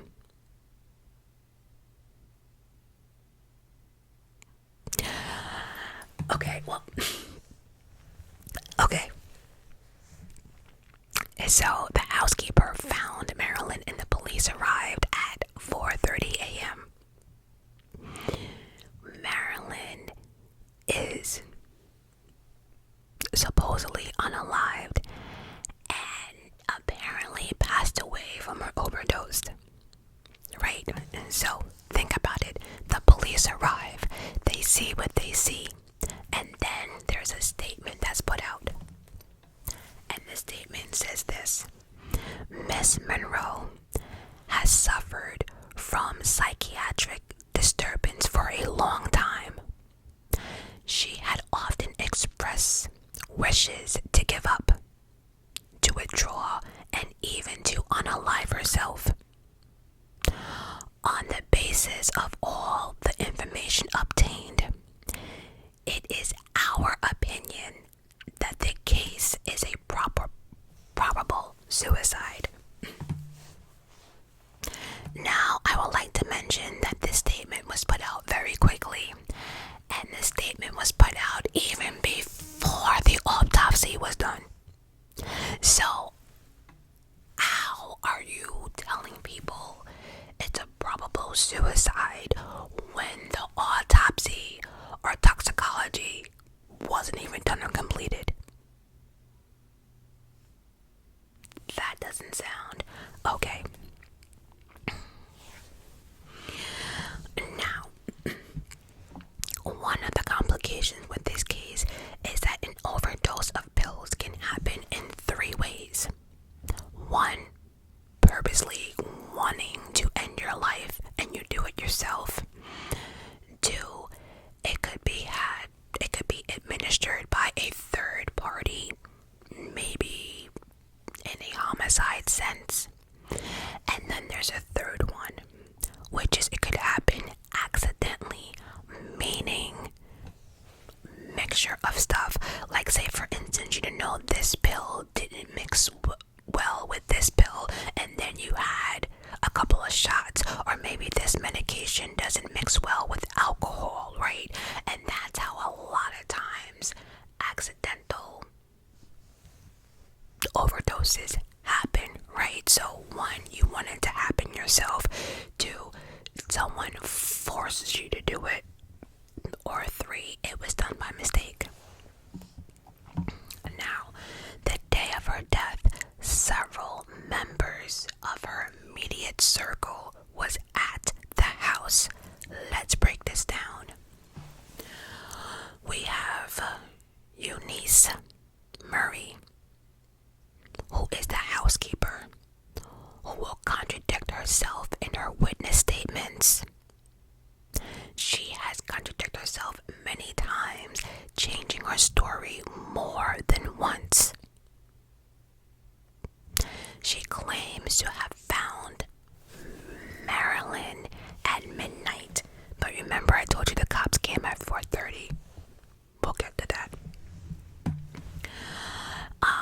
Then we have Marilyn's PR team or advisor. Her name was Pat Newcomb, and she is seen around noon. Then it's said to have been an argument that Marilyn and that brother-in-law Peter Lawford is also said to have been there. And then we have Marilyn Monroe psychiatrist Dr. Ralph Green, who sees Marilyn in the afternoon. And then we have JFK's brother Robert. So we have the housekeeper. We have the housekeeper, Pat Newcomb, Marilyn's PR team or whatever. Then we have the brother-in-law, Peter Lawford. And then we have Dr. Ralph Greenson, the psychiatrist. And then we have Robert Kennedy. And Robert Kennedy was there twice. Let me repeat myself. Robert Kennedy was at Marilyn's house twice on the day that she died. Twice. And Robert, the, Attorney General, is seen twice at the scene and by neighbors and have been heard on those tapes. Now, at the University Library of Los Angeles, there is a box stored, locked away, in a special cabinet labeled Box 39. This is where Marilyn Monroe's diary is supposedly kept, and everything that is missing that will be discussed is probably in this box. A lot of evidence has gone missing, and it is allegedly, and it makes sense that everything is in this box, but nobody can get to this box. Oh, this box is like on top security. Like, I wouldn't be surprised if they pay someone $1 million just to stare at that box and don't look away.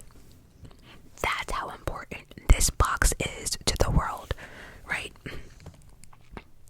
But that box can definitely shed light on this entire investigation. So, like I said, the police arrive at Marilyn Monroe's house at 4:30. Everything points to a burglary at first.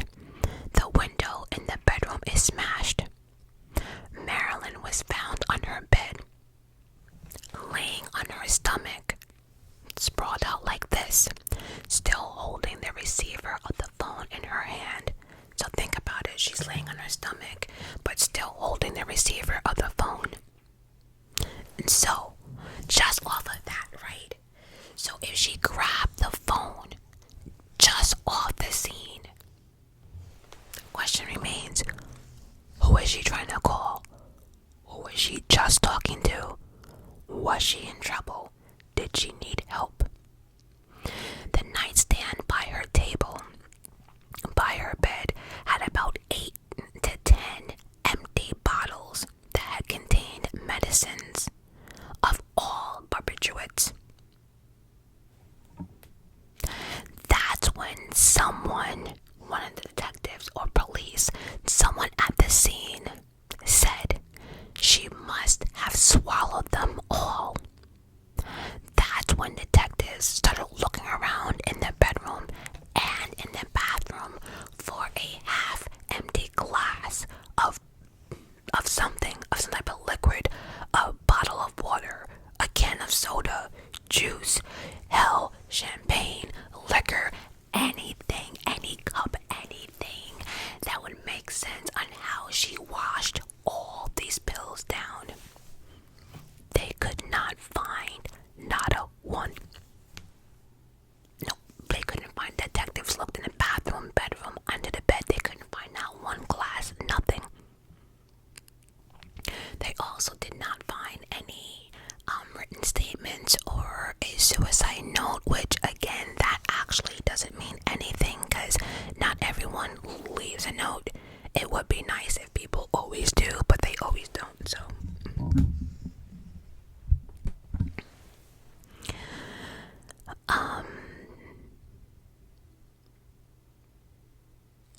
So the only thing they had was Marilyn's body and a bunch of empty medication pill bottles.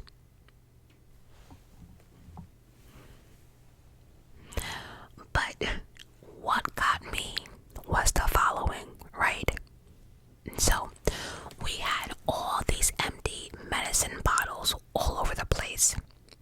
People are already assuming that it was suicide by pills, but yet, according to the autopsy report, there was no pills or residue in her stomach. So tell me, how the fuck do you have 9 to 12 empty bottles that were filled like 2 days ago, and they're all empty, and there's not one pill in your stomach, like at all, not even a residue, not a half a pill, nothing. There is no.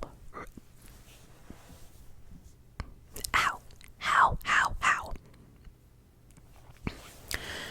Another detail that many did not pay attention to is the fact that she was not wearing a bra.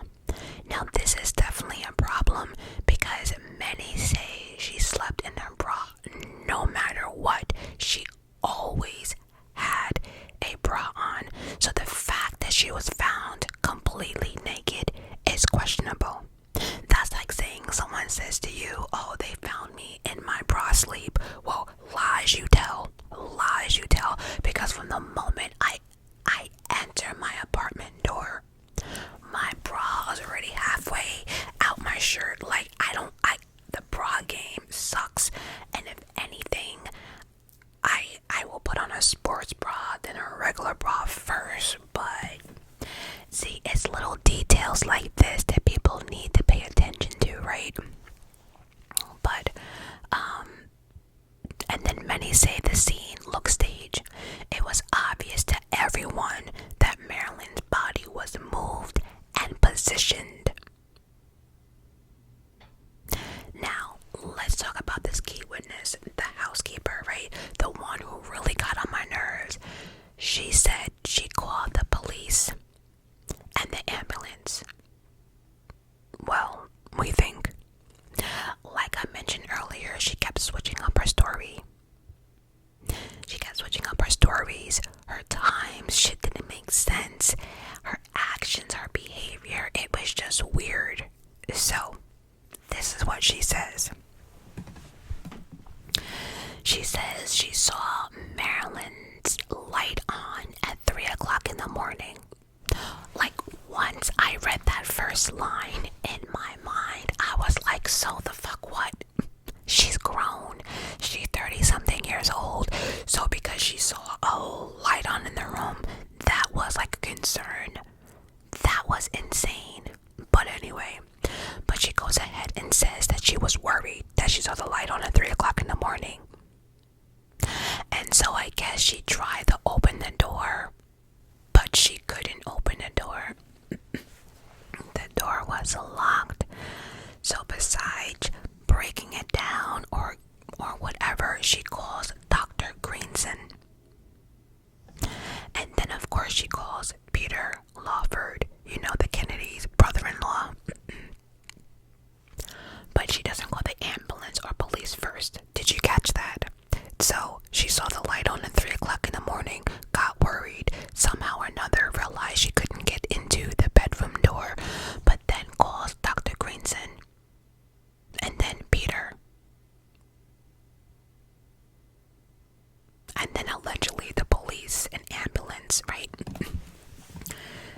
allegedly all these people showed up before the police showed up. So it's clear that she called all these other people first before the police and ambulance.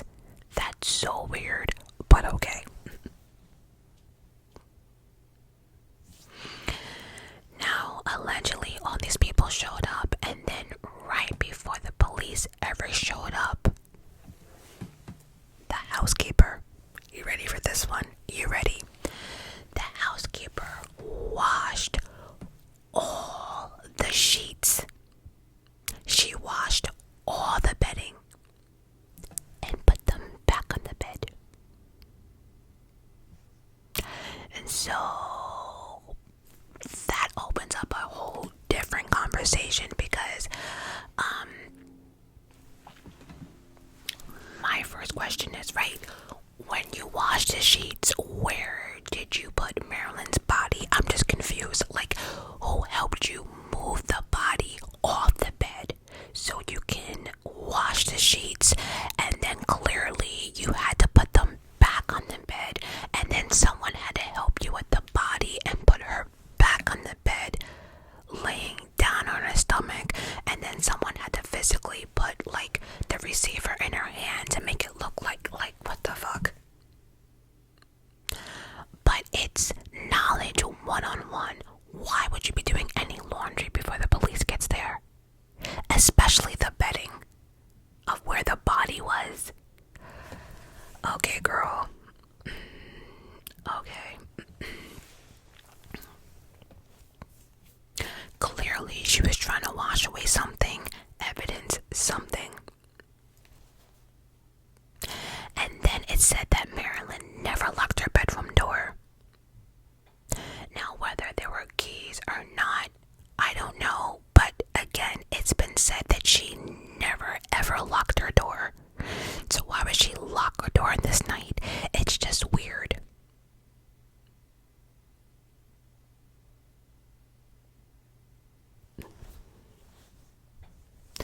And so the scene was supposed to look like a burglary took place, and then laundry was done at 4:30 in the morning. How does that add up for anyone? Like, anyone.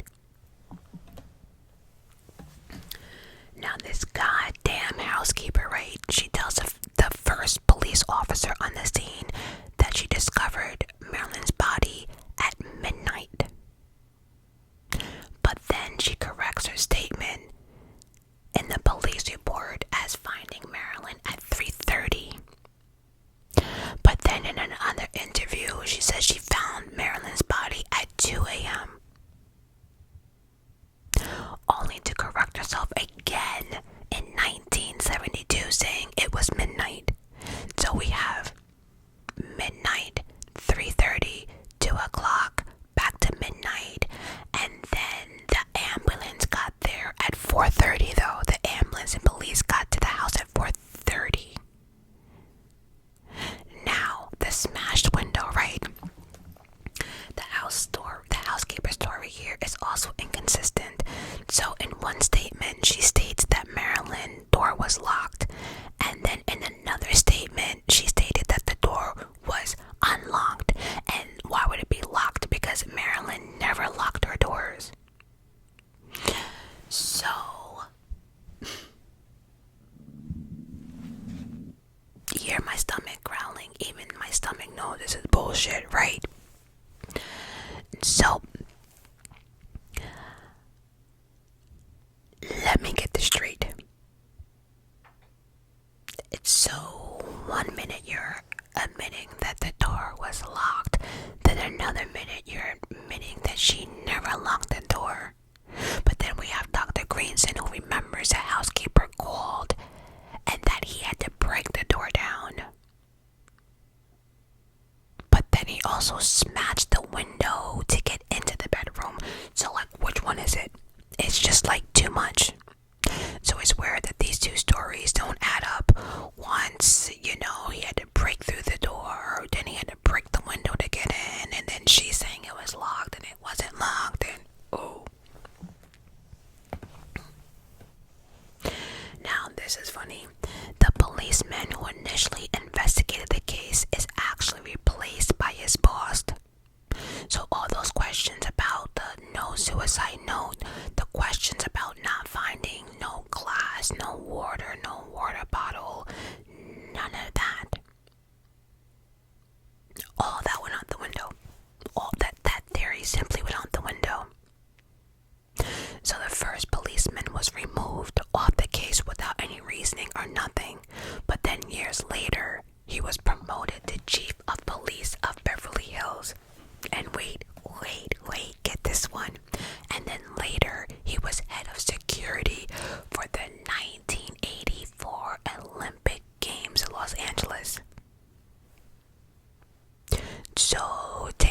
you want it.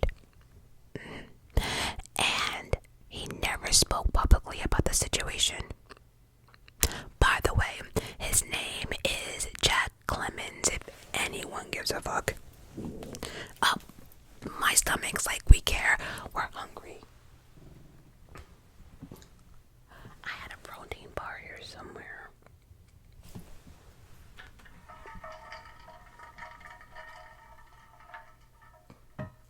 I really need to stop doing these videos when I haven't eaten.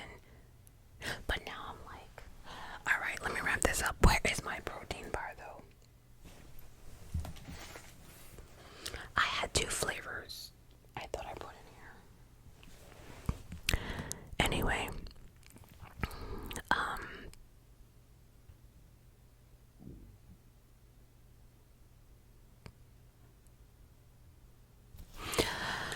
okay, I am so hungry now all of a sudden.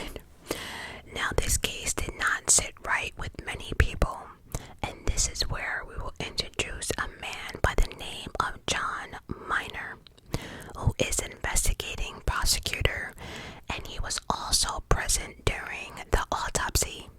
He later gave an interview on the Marilyn Monroe case in which he struck a different tune than the one in the official report.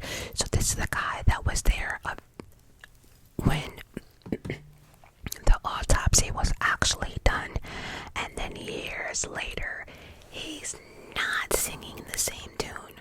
So he states, with that massive amount of intake of pills, there would have been undissolved capsules. Remember, they want people to believe that she took 11 bottles worth of pills, right? So she would have died before all those capsules would have been absorbed. So basically what it means is, if let's just say she swallowed like 100 pills, she would die before after like the first 30 were dissolved, which means it should be 60 lingering somewhere. But the fact there was no pills, no residue or nothing, the notion that of oral intake of barbiturates simply does not scientifically stand up. It just did not happen that way.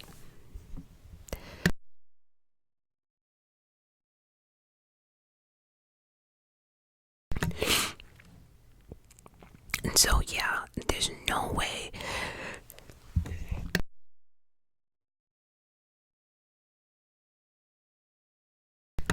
So there is no way that she would have been able to swallow all those pills. Ain't no way.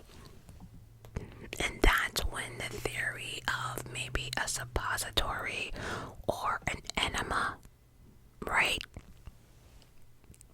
But nobody knows. And then he also said that if she actually swallowed all those pills, right, the colon would have been exposed to a toxic substance. And so I don't know. And then they were saying, well, if it went through a suppository, then the colon would have been exposed to toxic substance. Here's the problem, right? The autopsy also indicated a purple discoloration on the intestinal tissues.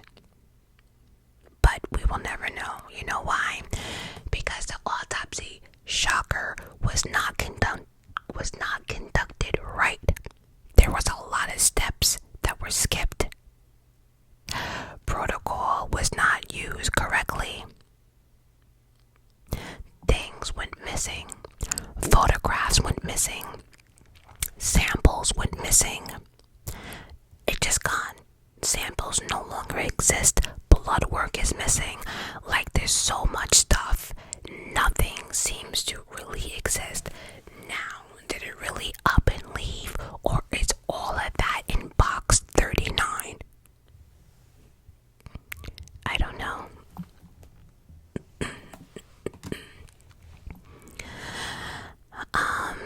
So this investigation clearly failed in more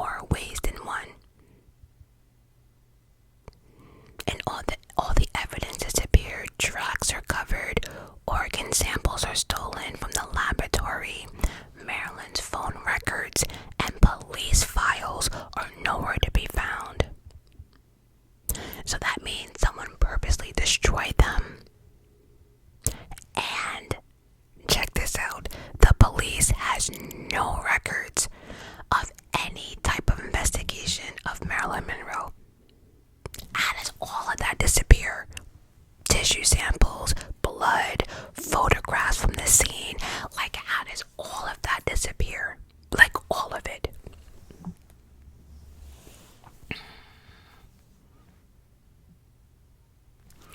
And so again, the autopsy is useless, so all we can do is go over what we know, and that is, again, around 9 a.m. Marilyn comes down to the kitchen and, according to the housekeeper, only drinks a glass of grapefruit juice for breakfast.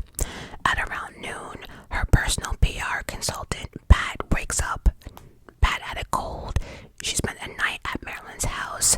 The two argued about something. Only Pat knows. She will not tell anybody about that, what they argued about. But I don't know. At around, and then Pat leaves or something. At around 4:30, Marilyn calls her psychiatrist, Dr. Green. He's asked to come over. He comes over. He arrives at 5:15. The doctor stays for about 2 hours. Then she spent about 2 hours on the phone.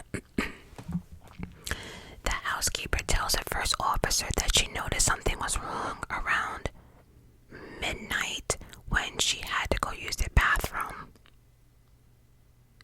But then in her second statement, she corrects herself and says 3:30.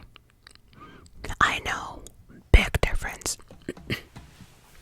So the autopsy report states that Marilyn Monroe died at 10 o'clock due to rigor mortis, right? So the question remains, what happened between 10 and 11 o'clock-ish, right? What happened between 10 and 11? And then 4:30, when the ambulance got there, we know something happened. We know somehow she died. We know the housekeeper washed sheets and shit. Between 10 and 11 to 4, there's a lot. I don't know. Then, according to the housekeeper, right, when she finds something wrong, she calls Dr. Greenson. And then Dr. Greenson turns around and calls Marilyn's general practitioner, Dr. Engelbert. You see so many people being called.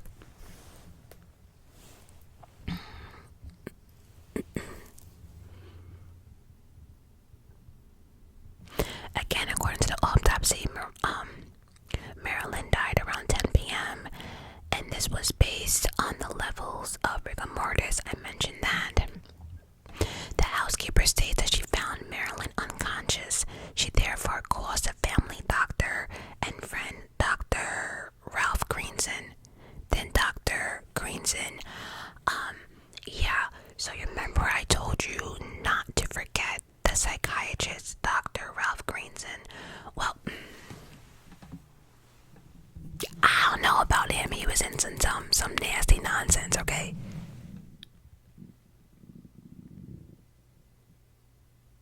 My stomach has spoken. That was probably the longest growl I've heard on my stomach ever. I promise y'all, I am not starving myself. It's just the hour I decide to do these damn videos. But anyway, Dr. Ralph Greenson is a psychiatrist I told y'all to remember. Now, he was special. Dr. Greenson is basically the psychiatrist of Hollywood, the shrink of Hollywood, right?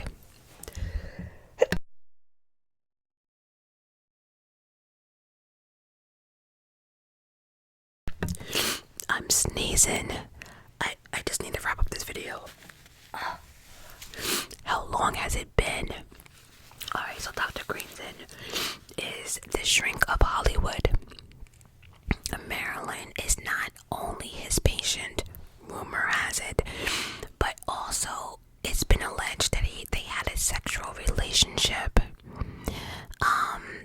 He also didn't have the greatest reputation in regards to keeping things professional. He also also had his own way of how he thought he could help his patients. He didn't know how to draw the line between patient and a therapist relationship.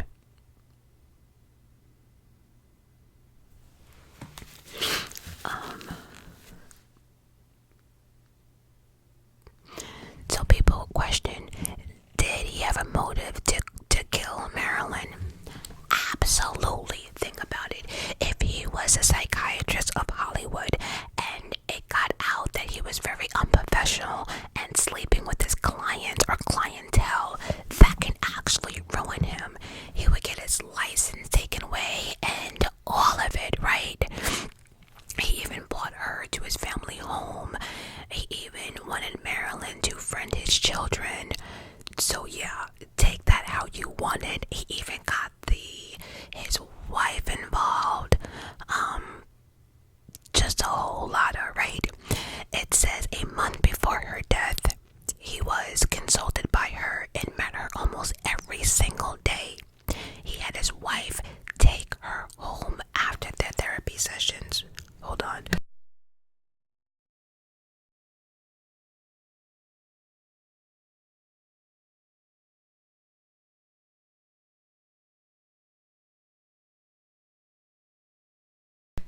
It is just getting colder and colder in my room and I can't stop sneezing.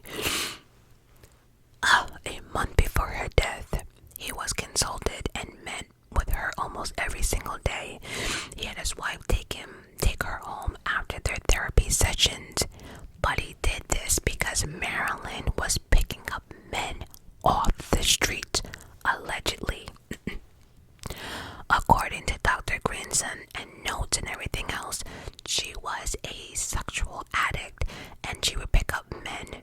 She would bring cab drivers home, into her home, and so Dr. Greenson was trying to do his very best to help her.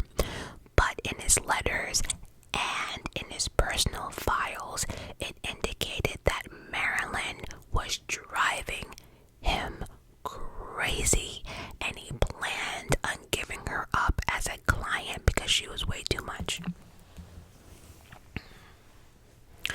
So I guess we all can understand why the relationship between Marilyn and Dr. Greenson was very controversial.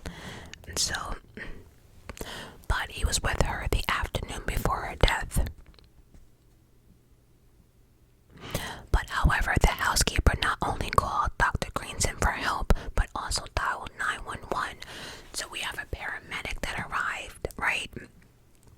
We're gonna call him Mr. Hill. Mr. Hill is on the scene before Dr. Greenson and administered Marilyn life-saving measures. They had her. She was brought back. She had vitals. It was weak, but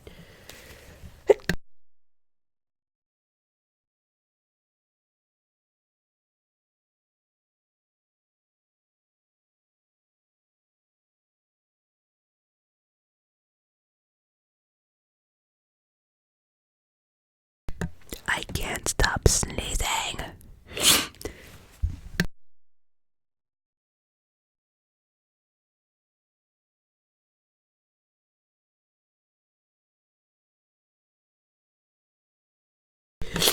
Anyway, the paramedics, they had Marilyn damn near saved, right? But then here comes Dr. Greenson. Takes over the second he arrives. He took out a pharmaceutical bottle out of his doctor bag and fills the syringe. He then says out loud, "We have to shove this into her chest." Remember, the paramedics had it, but here comes Dr. Greenson. "We have to put this in her chest." And he does so, but then he does it wrong. It was at an angle.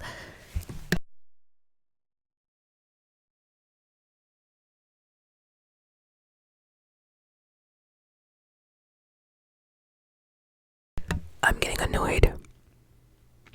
He jabbed the needle into her chest, but he did it at the wrong angle. And besides coming back out and going back in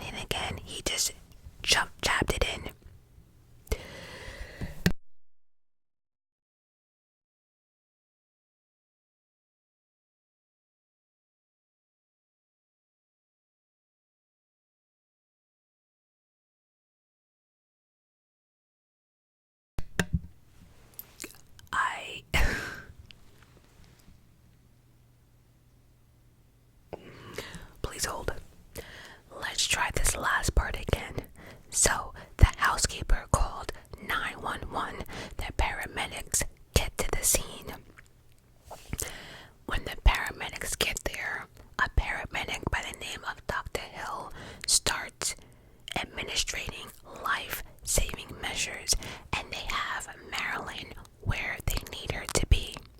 But Dr. Greenson takes over the minute he arrives. He took out a pharmaceutical bottle out of his doctor bag and filled the syringe. He says, "We have to put this into her chest." Although he did it wrong, it was at an angle and the needle stopped, and instead of backing it out and starting over, he just leaned on it and it went snap and it cracked a rib. He just shoved it right into her heart, and then the doctor puts a stethoscope on her chest and said to me, "You can leave now. I'm going to pronounce her dead." Mr. Hall was sick, saying, "We had saved her. We had her."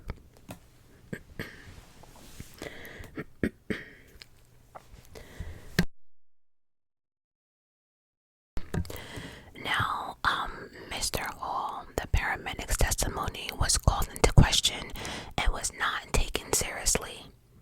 He agrees to take a polygraph test, but we all know they're not admissible in court.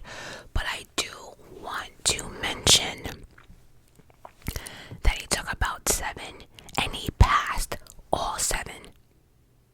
All 7. Again, not admissible in court, but I think it's something that needs to be mentioned that he meant that he passed all polygraph tests, all of them. So again, everything we need to know is in that box 39. It holds all the secrets. Dr. Greenson's medical files on Marilyn have also been placed in that box. He gave strict instructions as to when it may be opened. Box 39 has been sealed until 2039, including that diary, all paperwork. Now, I don't know if like the missing photographs and Marilyn's, phone records and stuff are in there, but that box definitely holds a lot more information that can probably help people in 2024 solve this case. So that'll be in like 15 years. So hopefully I'll still be around, and I'll be around to let you guys know, because the moment they open that box, I am glued. But it does still hold the question, what type of medication did Dr. Greenson inject into Marilyn's heart? Was it fatal? Somebody believes that Robert Kennedy called up Dr. Greenson and said, "You need to handle that. If I go down, you go down." And the psychiatrist was like, "I ain't going down." And so, I don't know.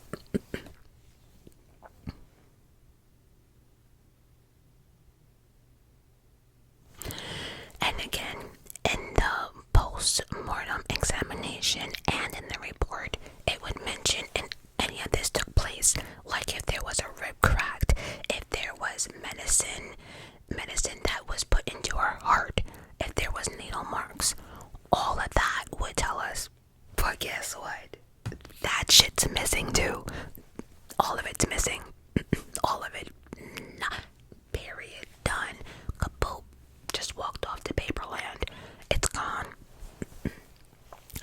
So again, the autopsy in this situation means absolutely nothing.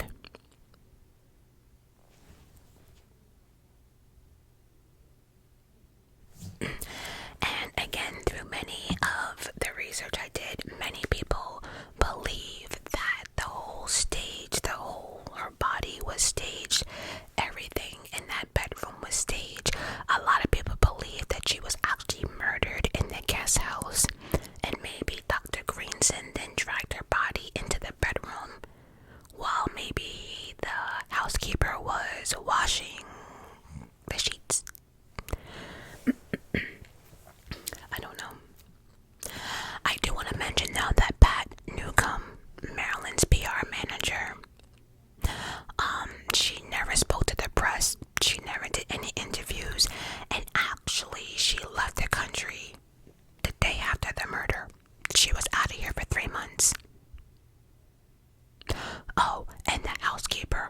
also left the very next day.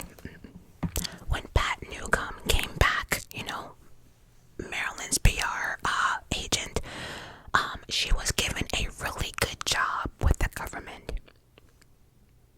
Ain't that some shit? So as you can see, this case is confusing. A lot of conflicting statements. Suspect things looking staged. Apparent suicide. No pills in her stomach. Things are going missing. Nothing's adding up. The timeline don't add up.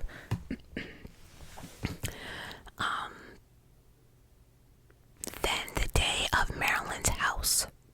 In the afternoon, Robert Kennedy is said to arrive at Marilyn's house between 3 and 4 p.m. Once Robert Kennedy gets there, they send the housekeeper and her son-in-law, Jeffrey, away. This is where the heated argument supposedly happened between, give me the book, get the fuck out, no, that one. Yeah, clearly, that's when that happened.